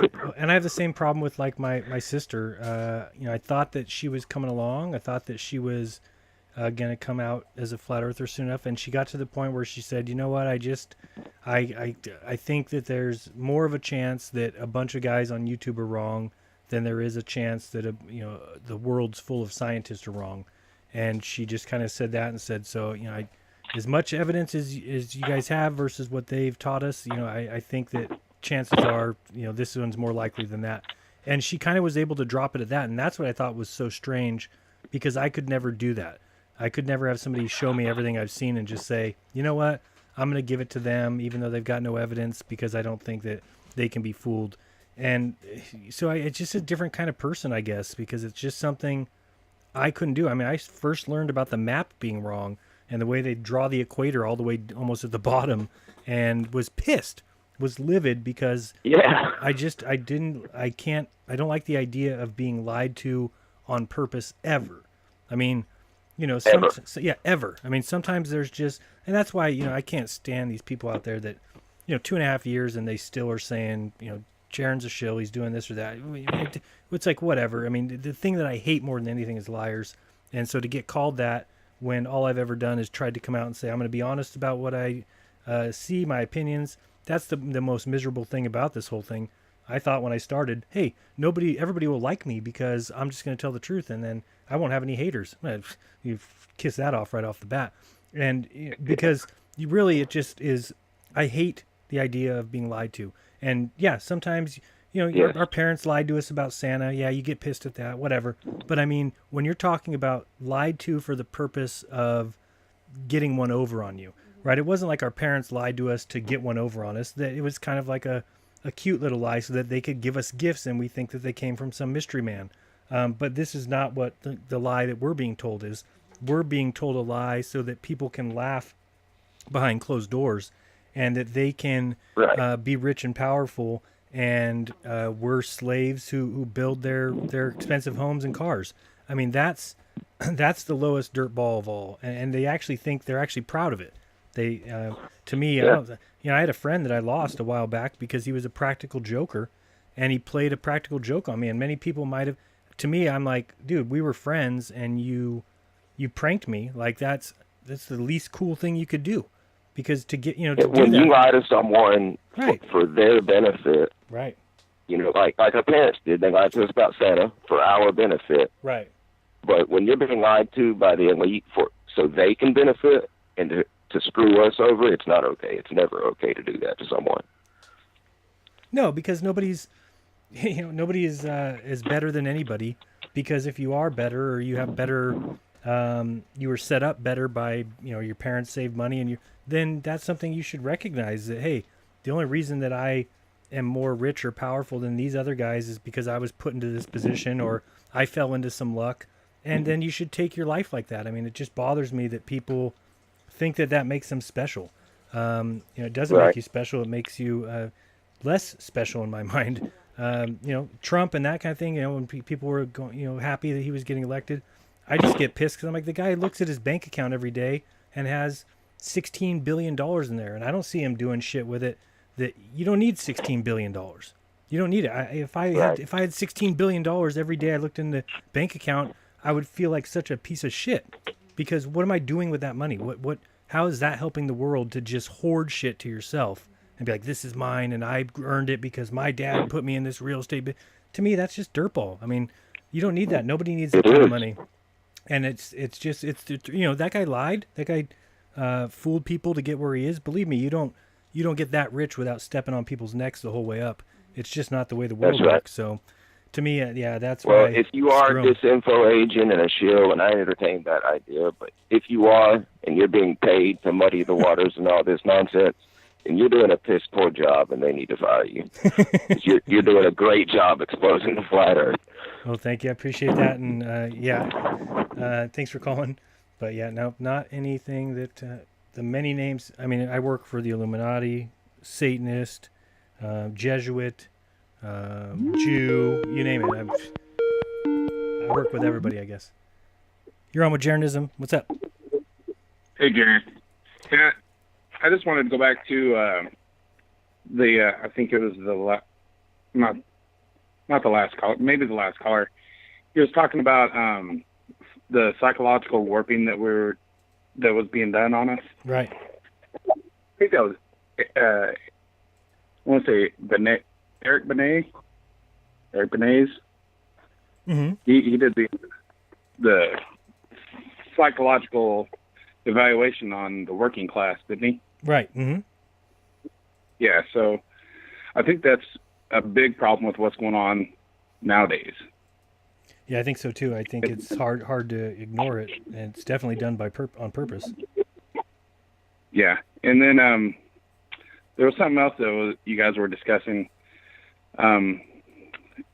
It had to do with things moving around. I was vaping in my car one day and took a turn, and my vape went behind me. And my car is like a closed system, right? Mm-hmm. So that kind of gives some credence to some things moving, right? Well, I mean, you had everything shut up. I mean, you didn't have any air conditioning on, nothing. Nothing. Yeah, I guess now that I think about it too, I'm thinking that you would think you'd have some inertia or something that would keep it going, but I don't know. So you're saying you blew it out and it went behind you, like as you're driving? Well, yeah, I just kind of like puffed it out. I didn't blow it out. I just puffed it out to see what would happen. And whenever I took that turn, it drifted behind me. Yeah, that's a good point. Because you're right. If the inertia would keep the item going in the direction straight. So if you blow out that smoke, it's traveling with your car in a forward motion, and then you turn the car, you would think that it would. It's not going to turn with you, obviously. And how does our atmosphere turn with the Earth? Good question. So that's really all I had. You're doing a great job, dude. Appreciate it. Take it easy. All right, what time is it? Oh, 10, so I wanted to stop by now. So I'll take 2 more. What's up? You're on with jeranism. Whoa, what up?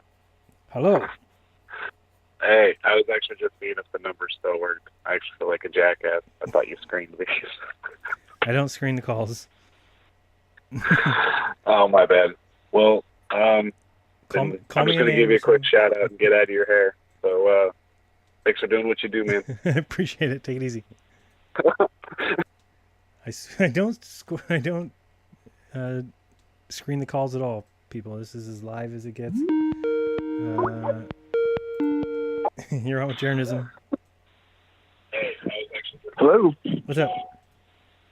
Jaron. Yep. This is Curious Jay. Curious Jay, what's going on? What's happening, man? Just listening to the show. All right. Did you see I played your intro or your trailer? Oh, the trailer for the podcast. No, I missed that part, man. Great. I was at the beginning, yeah. Good stuff, man. We appreciate that. So, yeah, I was listening to the caller, I think it was like 2 back, and it made me think of something. We're always looking for new mediums to spread the word, so to speak. Right.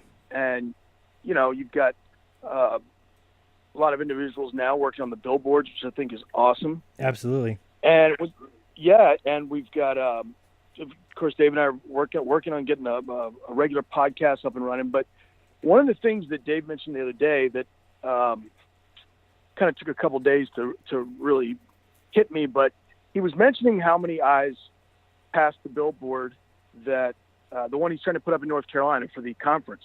Mm-hmm. And, he was saying that it's X number, 100,000, a couple 100,000 eyeballs that pass it every day. And we were like, dang, that's awesome. And, he said, and plus there's the kids. And we were talking about the fact that, like, the kids, when we say kids, like a teenager with a phone, let's say. Okay. The cool part is like they're in a passenger position, right? A lot of the times. Mm-hmm. And, we were both saying, like, yeah, they'll look anything up. You know what I mean? If they got a phone, boom, they're going to check it out right away, which is awesome. Like, it's an effective use of the billboard, But then I got to thinking even more about it, and I was like, are we missing the boat by not targeting kids with some of this information? Because I know that seems kind of, like, messed up, but aren't we starting the race? Like, we're starting the game with them so far ahead of us with the way that they are obviously targeting the kids with the globe. You know what I mean? Right. So what would you think is an idea to get them? I don't know. It's a good question. I mean, one thing that, as a parent, one thing that I'm going to be prepared to do, I guess, probably when the kids hit the 9 age, the age of 9, 10, is to, maybe arm them with some questions, specific questions that they can ask their science teachers. Mm-hmm. But as far as that next little age group, the middle school, early high school, I think is a really, really good period when, students start to become able to think for themselves a little bit. Right. Did you happen to see the Quora article from that girl who wrote in about that terrible person jeranism? Yes. How do we stop these flat Earth videos from getting to our kids? Yeah, it was incredible. Like, yes, success. And, and it was that, and along with what Dave was saying about the billboard was just like, maybe we're like, what is our goal here with the flat Earth thing? If we're trying to get NASA and the government and everybody else to cough it up and admit, that might take a while. I'm not sure what ever happened.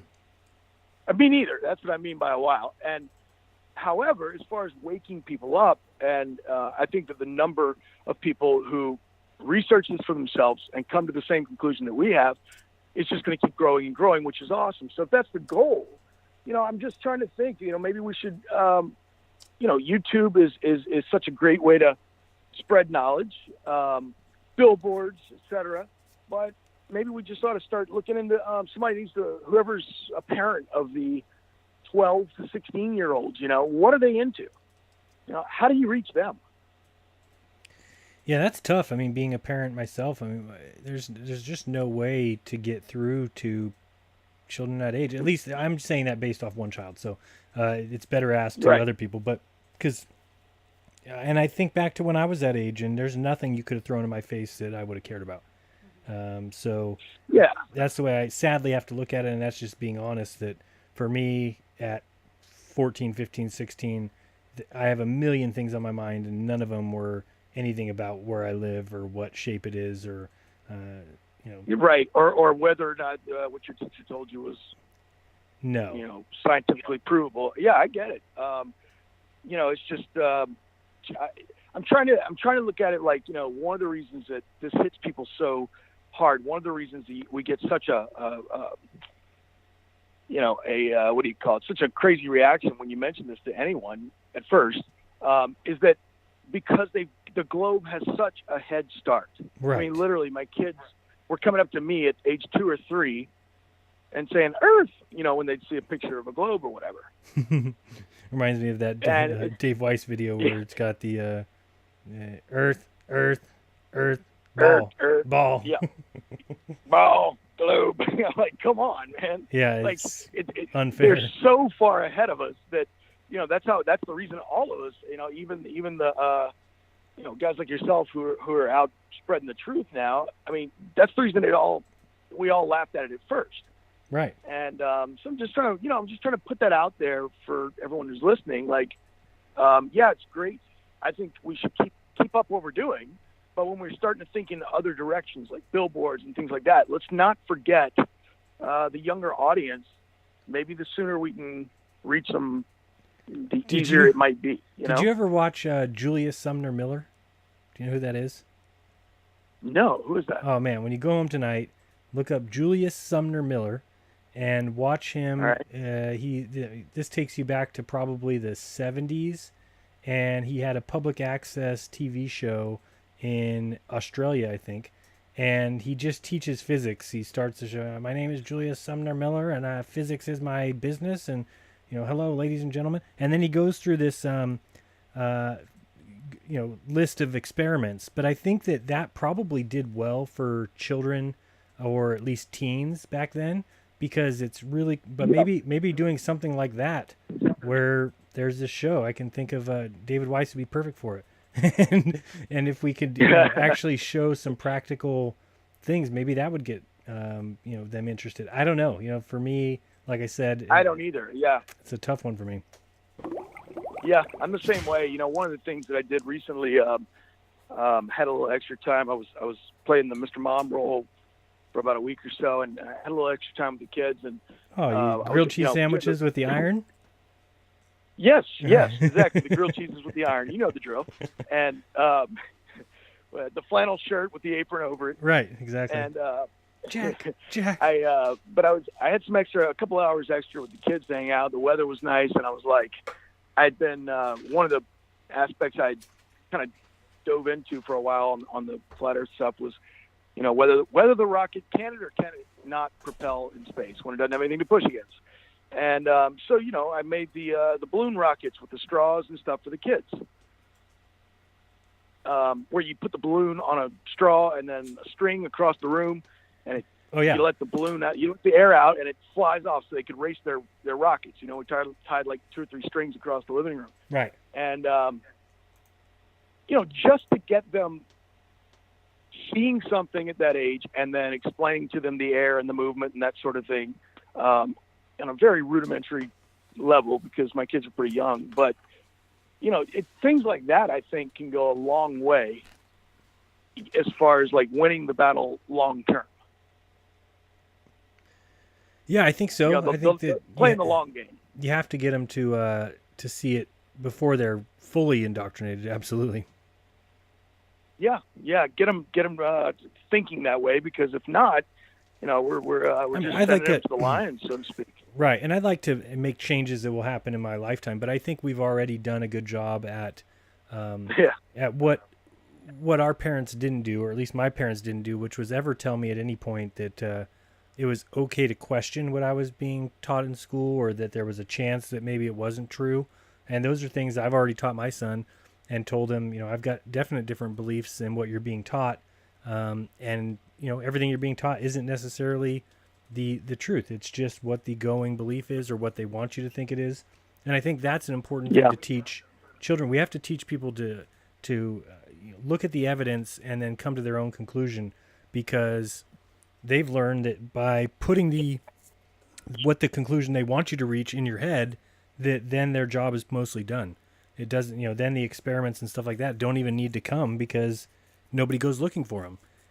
People just believe the ball because that's what they were taught, and to think otherwise means that I just heard what's his name say it. I can't think of his name now, but the guy that David Seaman, who said that he knows it's a globe because a hoax this big would be mathematically impossible. And so when people believe something like that, what can you do? There's people who've done scientific studies on how long hoaxes would last, or how long they could lie about something, how long secrets can be held. It's the dumbest study in the world, because how do you know which ones have not been told? Everybody. Right. I was about to say, so the only data you can actually look at is the data of secrets that have been told and how long it took to get them out, but not the ones that haven't. Right. Everybody's got secrets. Totally. I'm sure everybody has a secret that nobody knows. And so did you include that in your numbers? Of course not. Yeah, right. That doesn't get factored in. Nope. So it's things like that which just ridiculous. Tell me that these people, they're not able to look at information. It's just like the people who will come at me and say, how can this guy's such an idiot? He says the ISS is fake, but you can go outside and see it with your own eyes. That they don't grasp the fact that we realize that, but it doesn't mean that the light that you see in the sky is what they tell you it is on TV. That there's a disconnect there, where it's very simple for me to see that okay, where's the proof? I've never seen those people take a camera over and shine it out at the same time somebody. They just fall into these. That's a fact. It has to be. There's nothing.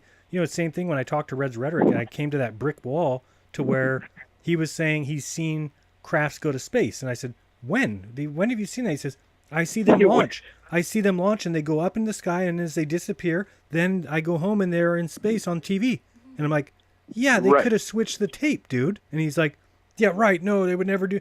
And he won't get past that point. To me, it's an easy point to get past. It's not even hard to. Yeah. It's like, no, that's not proof. And that's why I think there's a difference between what some people consider proof and others. For me, there is zero proof of space or space travel. There's just none. Correct. You're talking about numbers. No. You're talking about CGI pictures. You're talking about images in the non-visible spectrum. You're talking about data. You're talking about mathematics. You're talking about equations, CGI. There's nothing in that tells me anything is anywhere near reality. And if it is reality, then I think that those things would be evident. I wouldn't need to have to go looking so hard for them and get to the point where people just turn around and throw it right back in my face, the same thing that I've already said I don't consider evidence. Yet they keep bringing it like, oh no, I'm not going to, that's not evidence to me. You know, well, let me show you how this equation works of gravity. I'll show you how this equation works. I don't care how it works. Of course it works out. Yeah. How could it not? Right, like you're, I think it was a week or so ago a couple weeks ago when we were doing the episode of Raw together, and the astronomer guy called in, Bob, and I really have yet to hear anyone answer the question of, you know, they always give you the mathematical stars and the distances and the sizes and all that stuff as their proof, but when we asked them the question, you know, what is the difference between that telescope diving deeper into space and just blowing up a canvas painting of the stars? Right. He really couldn't answer that, and I don't know that anyone can. No, same thing with a microscope, right? I mean, it is the equivalent of somebody you're stupid, and so they look at a leaf through a microscope and say, see that cell in there? That's the planet Cellular, and it's 13.2, million miles away. Trillion. Right, and somebody's just looking at the cell through the microscope and says, oh, that's really cool. Look, it even has a ring around it, and it looks like it has orbiting moons, and just buying into that. But we understand when we're looking at a leaf that you're just magnifying the leaf that's right in front of you. But for some reason, that disconnect is there when you're looking at the sky. Now you think you're looking through distances. It's just a magnification now of the sky. We're being propelled millions of miles away. Right. When in fact, the lenses are the same. It's just enlarging what is in front of you. Yeah, I think that the closest star is 25 trillion miles away, and the furthest that we can see with our eyes is 16,000 light years, I think. Which I need to figure out what that is. That'd be 16,000 times. I mean, it's just a ridiculous number, but you're talking about the difference between those two star distances is so astronomical, for a lack of better. Boom. Yeah, boom. But I see what you did there. Yes, but it's so vast. Why would all the stars look the same? I mean, why would they all render as these little pinpricks of light? And David tells the awesome number talks about the fact that a light, 8 light minutes is how far the sun is from us, and if you doubled that, how much smaller would the sun be? And that would be basically 16 light minutes, and then double that, and now we're at half of a light hour, and then double that, and you're at a light hour. You would lose the sun in half a day, in a light half a day. Let alone the closest star to us is light year. The closest star is 4 light years, 4 light years away. So I mean, it just you wouldn't see anything. You wouldn't see any of those stars. You shouldn't see them. Or if you're going to go off their whole theory that light travels indefinitely forever, then the whole sky should be washed out and look like a big white sheet. Because there's it should be perennial daylight. Right, 96 trillion stars or something. So it's obvious to me that the story they've told is a story based on math and based on ad hoc kind of explanations for things as they needed them. People forget that, Copernicus thought the sun was in the middle of the universe and thought that everything orbited around it and that it was 3 million miles away. And he was a mathematician. So obviously this guy is way off because then people realized, well, wait a second. You said everything orbits around these things. Well, how does the sun not orbit? The sun does orbit around. Okay, well, then if that is, then how does everything not? Oh, no, the whole thing orbits. Everything is just added on, and it created this disgusting mess. And now you add to that dark energy and dark matter, and you've got now something that is indistinguishable from reality. It's not even close. From reality. Yeah, it's just gone. Completely, you're right. So I don't know how you go backwards. How do you go back from there unless you blow the whole damn thing up? Because they know what happens. That's why they had to not... They'll tell you in one sentence that science throws out any theory that doesn't match observations. They tell you that over and over again. But when gravity didn't match observations, they knew the repercussions of getting rid of gravity. Yeah. You can't get rid of it. They created a magic word. Right, because then if you get rid of gravity, then people are going to say, well, how the hell are we a sphere? And then from there, the whole thing crumbles. So that's the problem with science, is that they do have these dogmas. It would be like finding out that, Jesus was a girl, and then it would just be, now let's change everything. And, okay, well, he was a girl. It's the daughter of God. And, you would see it happening right in front of you. Be like, come on now. Like, you told us all these things, and now you're just changing. And that's what they're doing in space. They just change everything as, oh, well, we did mean that. And, oh, now there is the cosmic microwave background. Okay, well, what that is because, it's just whatever you throw at them, they're going to fit into their little world and change whatever they need to change. And I think Einstein even said it, if the facts don't meet the experiment, then change the facts, Yeah. And, or as Neil deGrasse said on an interview that I watched the other day was, get your facts straight before you distort them. Oh boy. Yeah. Too bad he doesn't take his own evidence. Know your facts and then, then go ahead and distort them as you wish. I'm like, are you serious? Okay. Yeah, but real quick before I let you go, the last thing I'll say back, kind of going full circle about the kids. Remember, like I think 3 weeks ago when we were on the air talking, I showed you that that picture from the Kids National Geographic. Oh, I'll bring it up actually because people would like to see that. Oh, if you still got it, yeah, because I think it's important that we kind of I wasn't thinking about it as much. Like we both said the same thing. We're like, look at this damage control, but in reference to what I was saying earlier about trying to reach the kids, don't think for a minute. Don't feel bad about trying to reach the kids because don't think for a second that they are not actively, as we speak, turning up the other side. Absolutely. And it made me think of that National Geographic picture with the how do we know we're not on a flat Earth and blah, blah, even going so far as to acknowledge the theory of, when I was a kid, it was simply you'd fall off the edge. You'd fall off the edge. Right, you never But saw now anything they're about an ice wall or acknowledging anything. the Antarctica being the disk, the edge. Right. Where is that image? They're definitely actively turning it up on the kids' side, if you know what I mean. Oh, for sure, yeah, it's without a doubt. And we've seen it. My wife and I did that video about the Werner von Braun teaching lesson, which basically taught children that the ends justify the means. They had them read a story about Werner von Braun as the SS soldier, and then had him read a story about him as the NASA hero, and then told the children that he was actually both people, and then teach people that that he had to do what he had to do to get to the moon. Like, it's okay that you it's just a terrible teaching lesson. And then they tell this story about this girl comes home from school and she's going to get in a fight, and her friend finds out that she's going to get in a fight, so her friend goes and pops her tires on her bike. And it's like saying that the ends justify the means there, because you had to do that. You had to pop the girl's tires so she wouldn't get in the fight. It's like, you don't want to be teaching children that. That's not the way we were taught at all. We would be taught to get an adult, have a conversation with them, not go pop their freaking tires. And that's what they're teaching children. Tires, get what you want. Yeah, that's what they're teaching them now. So it's totally completely. And my wife and I had a hard time realizing why there's that disconnect with my son. And then we found out it's just the way that they're teaching. They're teaching them to be different than their parents, which creates strife. It creates a yeah. Oh, here, this is here. We're talking about the is it National Geographic? Is that what that is? With the kid picture? Yeah. What would happen if the Earth were flat? That one, right? Yeah. What would happen if it were flat? It tells the little story and mentions the Antarctica being the perimeter that would hold the So tell people where this was that you found it. So yeah, this was last Christmas of 2016. My folks ordered a subscription to the Kids National Geographic magazine, and so it showed up. The first one, there's always like a little delay. The first one showed up January or February or whatever. Mm-hmm.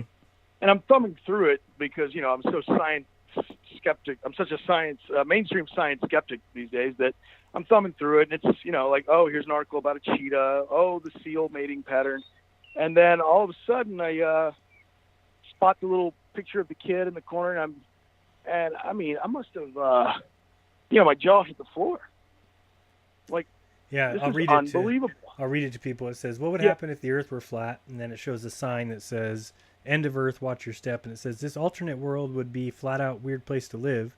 On our real life round planet, gravity presses everything towards Earth's core.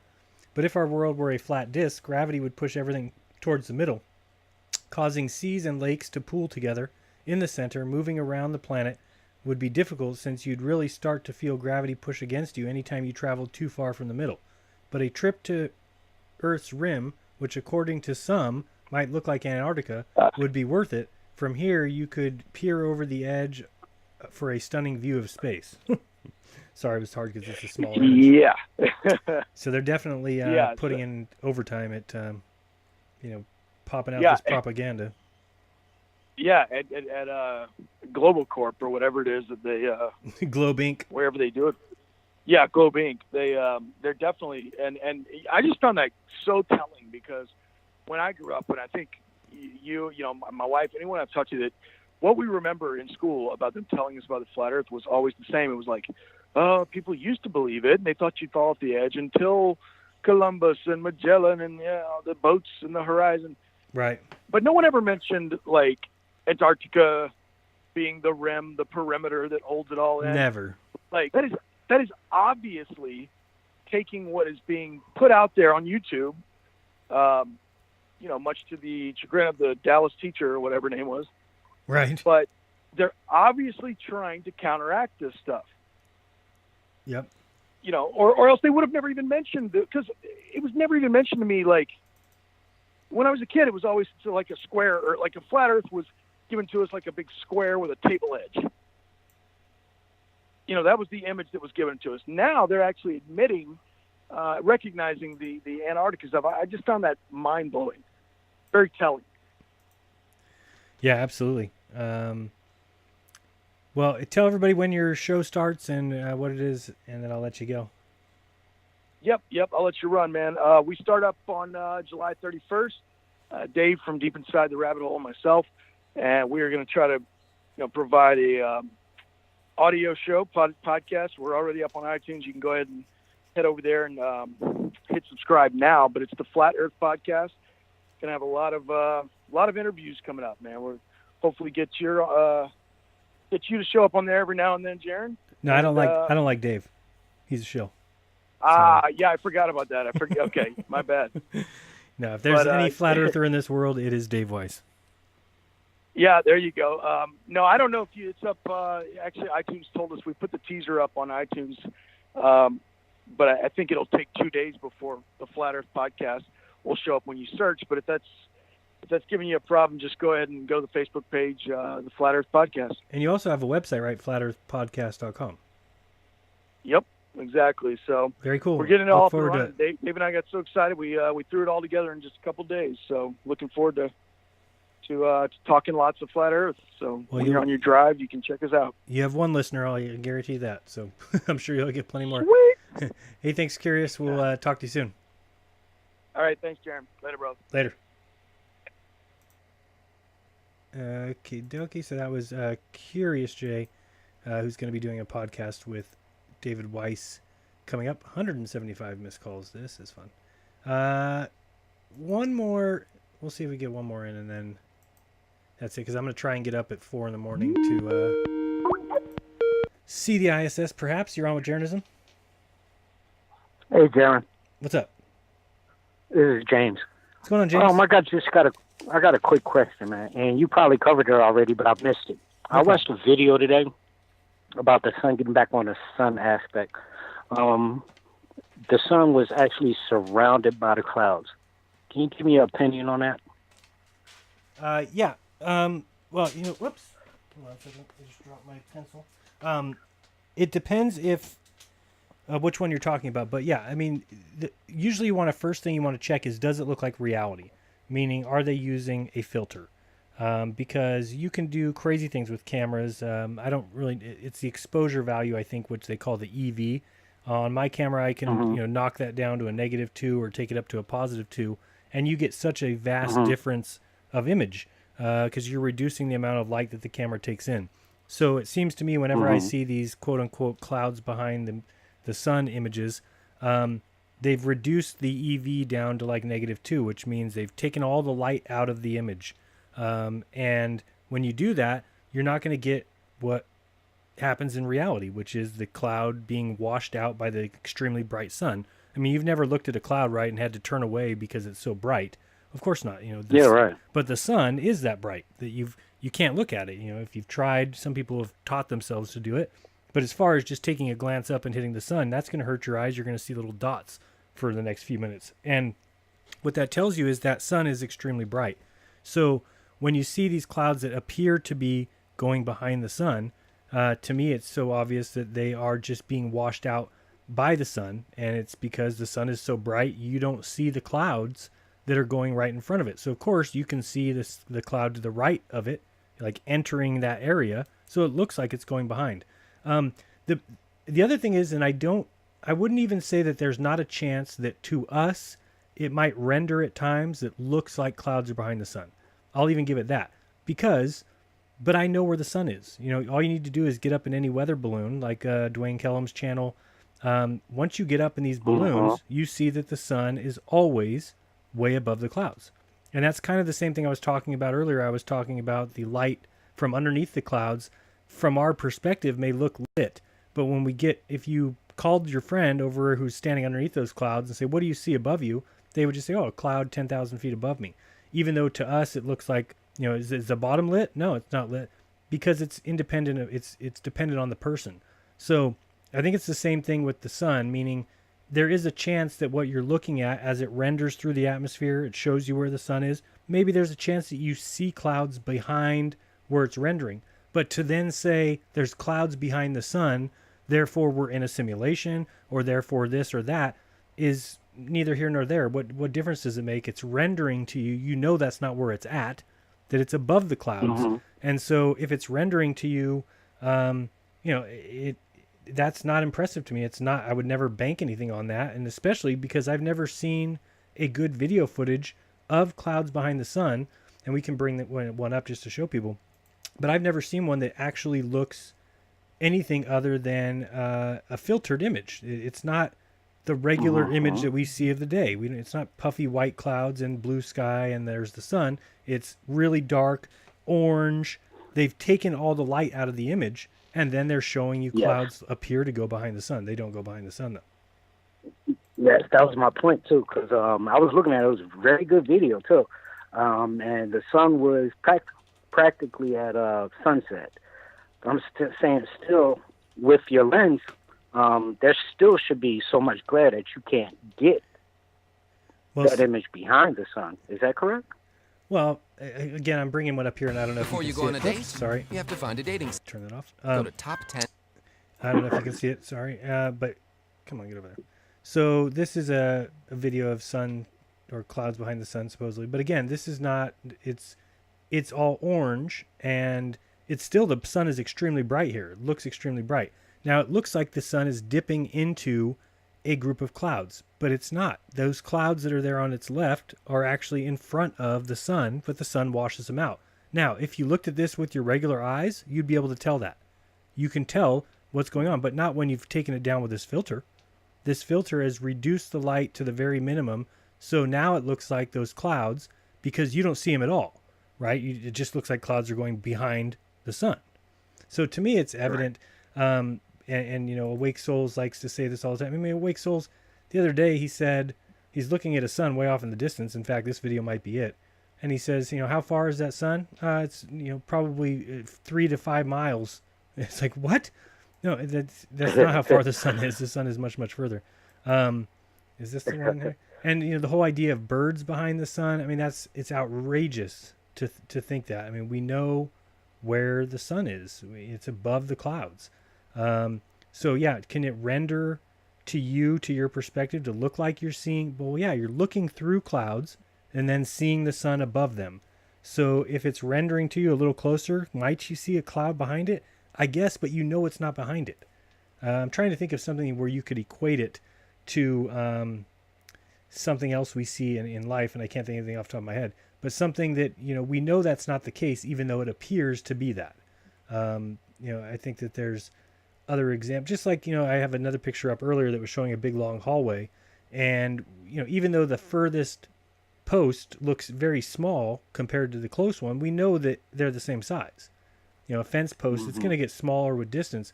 Well, it's the same thing with the clouds. You just have to know what you're looking at. But to me, it's obvious. Why is every single video, and so far we've watched 3 of them. Hopefully everybody's watching what I'm seeing. Why yeah, are I'm they, looking at your video now. Okay, so why are they all this orange color? Why are they all this is not real? By the way, this is a really good video right here. I'm going to pause it for a second. you can actually see. And I think that's the same one. Same one. No, what? that's not the same one I saw today. But see, okay, so But look at- the see right here? oranges are exactly the same. Yeah, they're always the same because what it is it's the lowest light setting that there is. So when you do that, you've taken clouds that you could see with your eyes and you've reduced them to their basically nothing. So then it looks like clouds are going behind it. But if you just took your eye out of the camera and looked at it in reality, you'd see it. We don't see any clouds behind the sun video unless it's that deep orange. Let me see if he's got more. You know, so to me that's why it is because people are using a filter. You know, the same thing happened with the people were taping stars for a while and showing that kind of circular disc that was, I don't know, there's a whole bunch of videos of it, of people doing that with stars, which was just because of the camera, that the camera was doing that for everybody because they were on a setting. So we got to be careful. I mean, cameras are not, for me, and this is why I hate GoPro lenses, is because for me, a picture is awesome when it depicts what I see in reality. That I don't want to, I don't want to see a picture that sphericals the earth. What do I care about that? That's not what I see ever. So why would I want that? I don't want a picture that HDR brightens the image or makes it look fancy. Because to me, that's art. That's not really photography. If I'm going to look at something that's a photo, I want to see what I see in reality. That's an impressive photo to me if it's clear like I see it in reality. But that's not what we get. We get a lot of these people taking images like this orange thing. I mean, they should be smart enough to say, well, I'm taking this with a filter, or I'm turning down the UV, so to just put it out to everyone as proof that we live in a simulation is not an okay thing to do. You know, it's proof that the sun renders. That's it. Go ahead. I'm sorry. That was it. I was just saying it's proof that the sun renders. You've just put up the video for one I saw today. The part 3 definitive proof. Blah blah blah. Yeah, and you know what? I should have noticed earlier. It's kind of time lapse because the sun goes beneath the clouds really quickly. I should have noticed that and should have known it's not real. Yeah, and time lapse. I mean, you know, I could still be happy with time lapse footage. I wouldn't say that it means that it's not real because time lapse is just a picture of one spot. But like this image here, when you get this orange, you'll see it here shortly. Yeah, but the clouds didn't move at all, but the sun was moving. Oh, good call. I'll have to check it out. You know, I don't think very many people are faking footage, but I think what they're doing is using filters. And like this is just not what you see. It's not. So to say that this is like here, he's showing and saying that these clouds are going. See right there, it clearly goes in front. But he's saying the rest of those clouds are going behind it. Well, yeah, because you've reduced their light down to nothing. So now it looks like that, but that's just not what's happening. Those clouds, you can see that white puff group that's going by on the right side there at 3 o'clock. It looks like that's behind the sun. It's not. It's going right in front of it, and you've taken all the light out of those clouds, so the sun is completely over brightening it. And I mean, we know you couldn't even look at this picture. Your eyes would be destroyed. Right. So I mean, exactly. I know. To me, it's just like obvious, and that's. And again, I like everybody looking into things. If these guys want to look into things, and that's fine. But instead, because I will refuse to say that is, they put my picture on every thumbnail and make asses of themselves. So, what are you gonna do? yeah, really. I just keep my eyes up, keep my heads up. That's all you can do. And just looking and being observant. You've already got the ground and the water covered. I'm looking to the skies now. As a matter of fact, I got another question. What do you think about the transparent moon? You can see the stars through the moon. You know, I've never seen that, so I'm not going to say that happens. Have you seen many videos on it? You've seen it? Yeah, many videos on it. I haven't seen it personally, but I've seen videos on it. Yeah, I haven't seen it personally either, so I'm gonna hold off judgment on that. But it definitely appears to be transparent. You know, during the day it looks blue as could be. Yeah. So you know, but as far as I actually saw, and I'm trying to remember what it was, is either Venus. Yeah, I think it was Venus last year. We were at the hotel, so it would have been December of 2015. And we watched Venus go behind the moon. And it didn't show. In fact, I mean, went right up to the point of the moon, and then it disappeared behind it, and then it was like a crescent moon, not crescent, but like a half. And we waited for it to come out, and it didn't come out until the exact point of where the circle moon would be, even though you couldn't see that part of the moon. And we've got video of that too. But I mean, that's just my observation, which told me that if it was see-through, we should have been able to see it during that whole time. But again, those things would be easy for them to manipulate as well. I'm real anxious. Yeah. I'm real anxious for this eclipse this year. I think that. Yeah, I'm waiting for it also. Yeah. I think the weather's going to suck because I just have that feeling. But hopefully we do get to see something and everybody gets good camera shots of it and find out what's going on. Because, again, NASA, and I'll talk about that. I appreciate the call, though. No problem. Let me get off so you can get other callers in. Let me just say I've been following you for like the last 3 years. You're doing a great job, dude. Keep it up, all right? Appreciate it so much. Thanks, guys. I really, it means a lot to me because it is not easy. A lot of hate out there. Sometimes you get discouraged, but you just keep going forward. So I'm gonna end calls, and I'm gonna try and do this once a week so that it's just better to talk to more people than I ever get a chance to. How do you shut this thing off? And then I want to see this, but 1 second. Where is the little Skype button? Oh, there it goes. All right, so just looking at this one more time before I head out. I don't know how those two pictures are supposed to coincide. These things are supposed to both be live, and it just doesn't look like the one on the left. I don't know what that's supposed to be looking at all. Oops, are you guys even looking at what I am? Oh, you're good. I actually got it right one time. What is this thing? Close that. So, I'm just going to watch this for a second. And, what do I think is going on here? I don't know. If you've ever seen me go to the JSC site, and we can go there real quick and kind of look at that. That I know that there's a high altitude plane up there because you can go to, if you go to ISS, JSC, I think it's EOL or EJL or something. Usually I just type in that in the search and it's the first thing that comes up, this right here. If you go to this site, this is the best proof that there is for, oops, what is this? Yeah, so you go up here and you go, wait, this is not what I thought it was. Here it is, Gateway to Astronaut Photography. So if you go to this site here and go to latest ISS imagery, you'll get, these are the best pictures that prove to me that without a doubt there's a high altitude plane. How high? I don't know. These come in about 3 to 5 days after they're taken.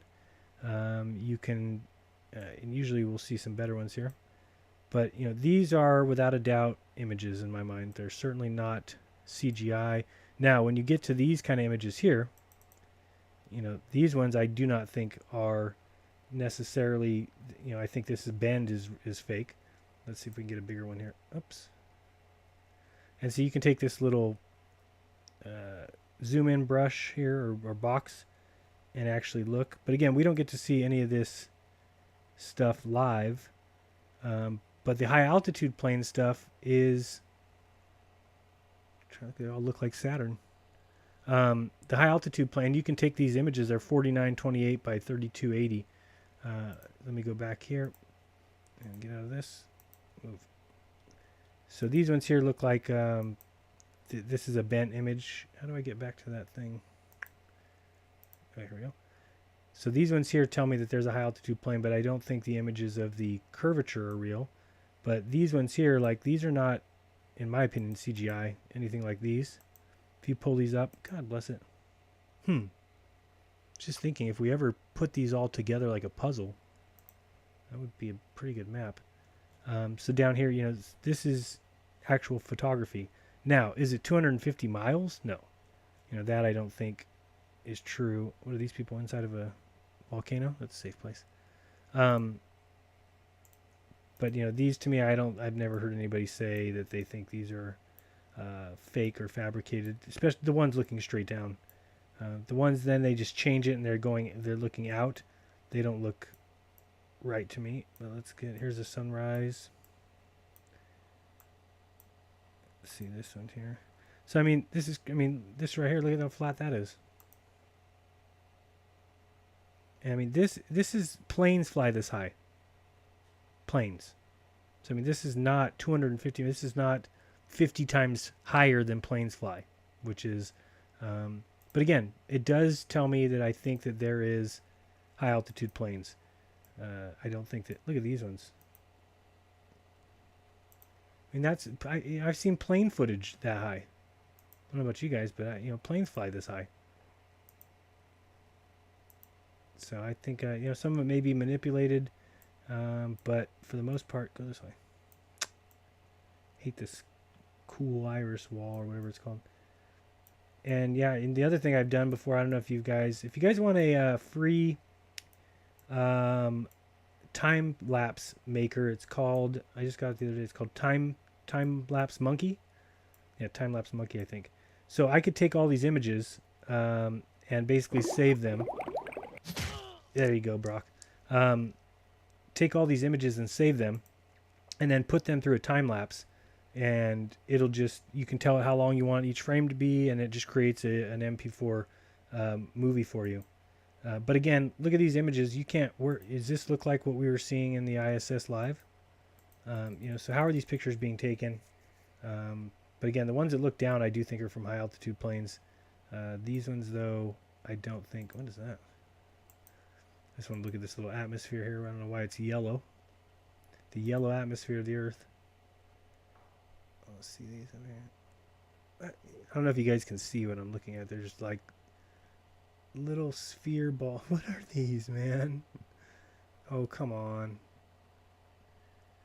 Well, I look dumb now because I said I believe this stuff is real as far as the ones looking straight down. This is not real. I don't know if you can see those like I can. They're like little spherical, even though they're stars, or I guess, multiple thousands of light years away. That's ridiculous.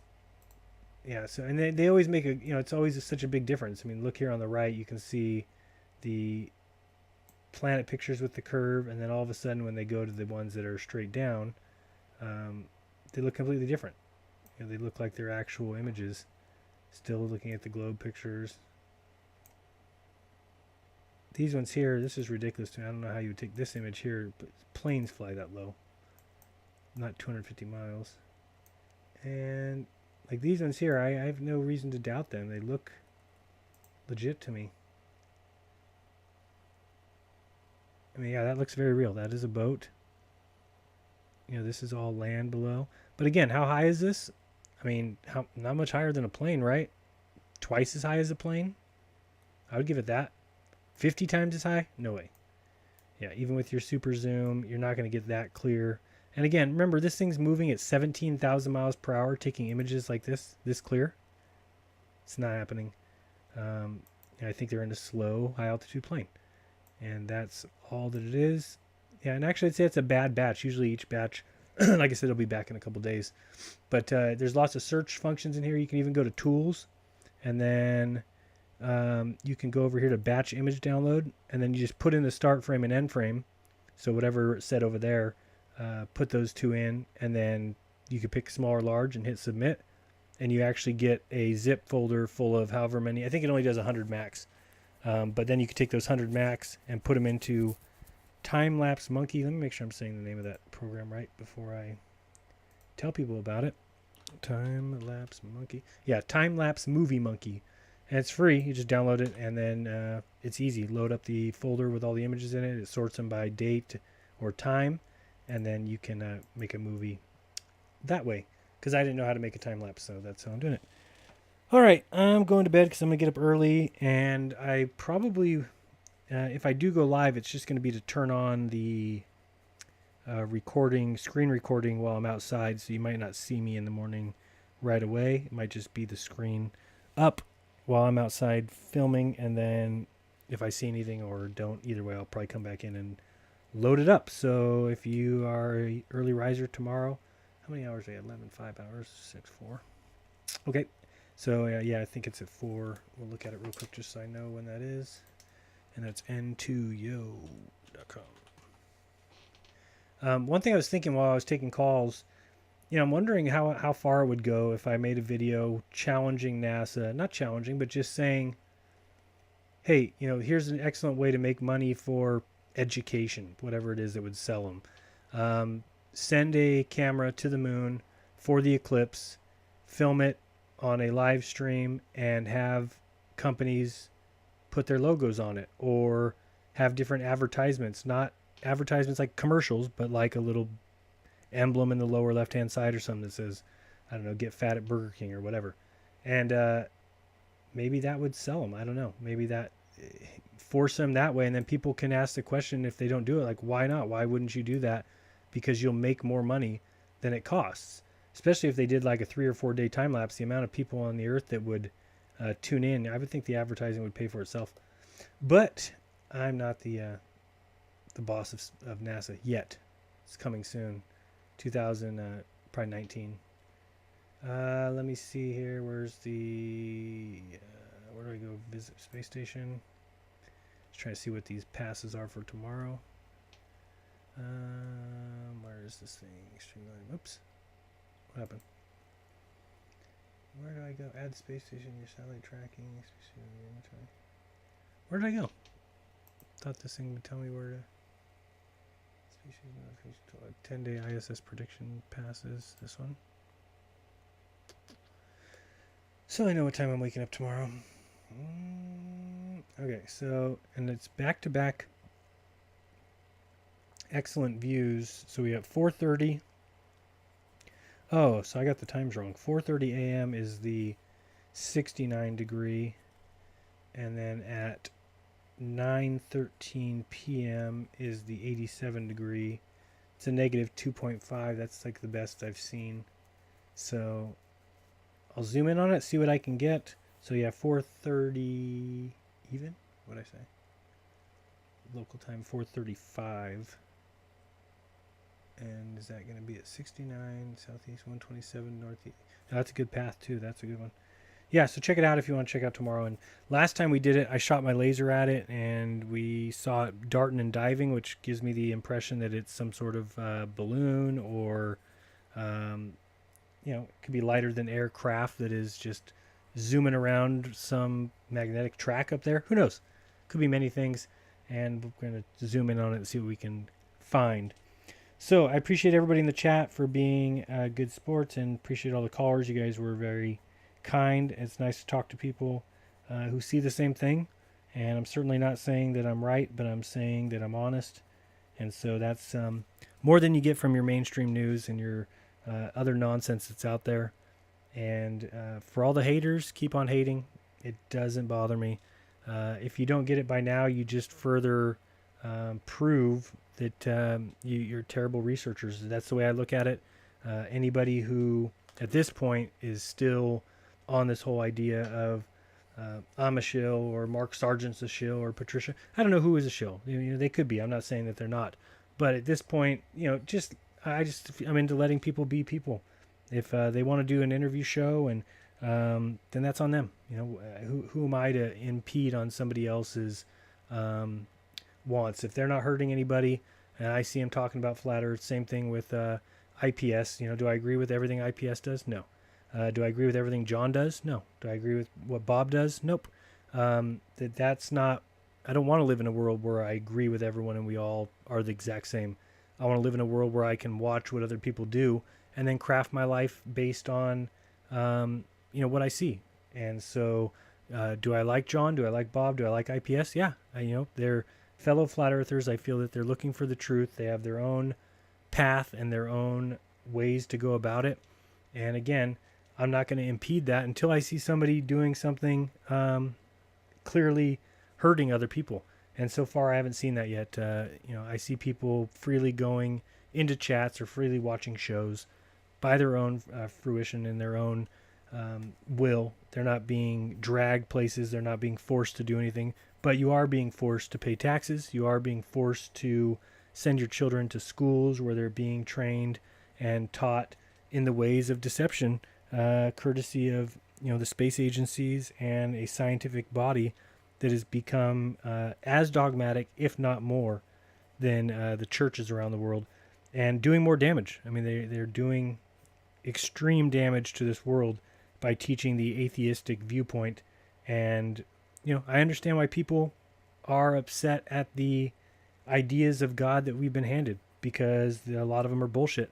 And it's something that I don't think anybody can properly define. So it's easier for me to chalk it up to that and say, okay, I forgive them because they're all trying to describe the undescribable, and leave it at that. But a lot of people go so much further, and I agree with that one caller. It's my advice. I'm not a lawyer, but you don't owe what these people say you owe. You don't need to owe it. Just be smart. Just be intelligent, and weigh options, and look at evidence, and come to your own conclusions. And it feels so much better to walk around with a belief system that you yourself crafted. My entire life I walked around with a belief system that was crafted for me, and it was a very scary place to be, because you never really knew where you stood on any issue. And now I know where I stand, and that's if I end up being wrong, then I can only blame myself, because I didn't properly weigh the evidence or look at the situation. And I can live with that, but I can't live with just being a believer and a parrot, and simply repeating what men say, because they don't know. And if they do tell you they know, they're lying. So I'm not telling you I know. I'm telling you that I know I'm honest. And in that, there is no lie. So be kind to each other, and don't lie. That's what you got to remember not to do. And we'll see you tomorrow morning if you want. Open your mind, because there's truth inside. Till next time, guys, this has been Jeranism. Peace.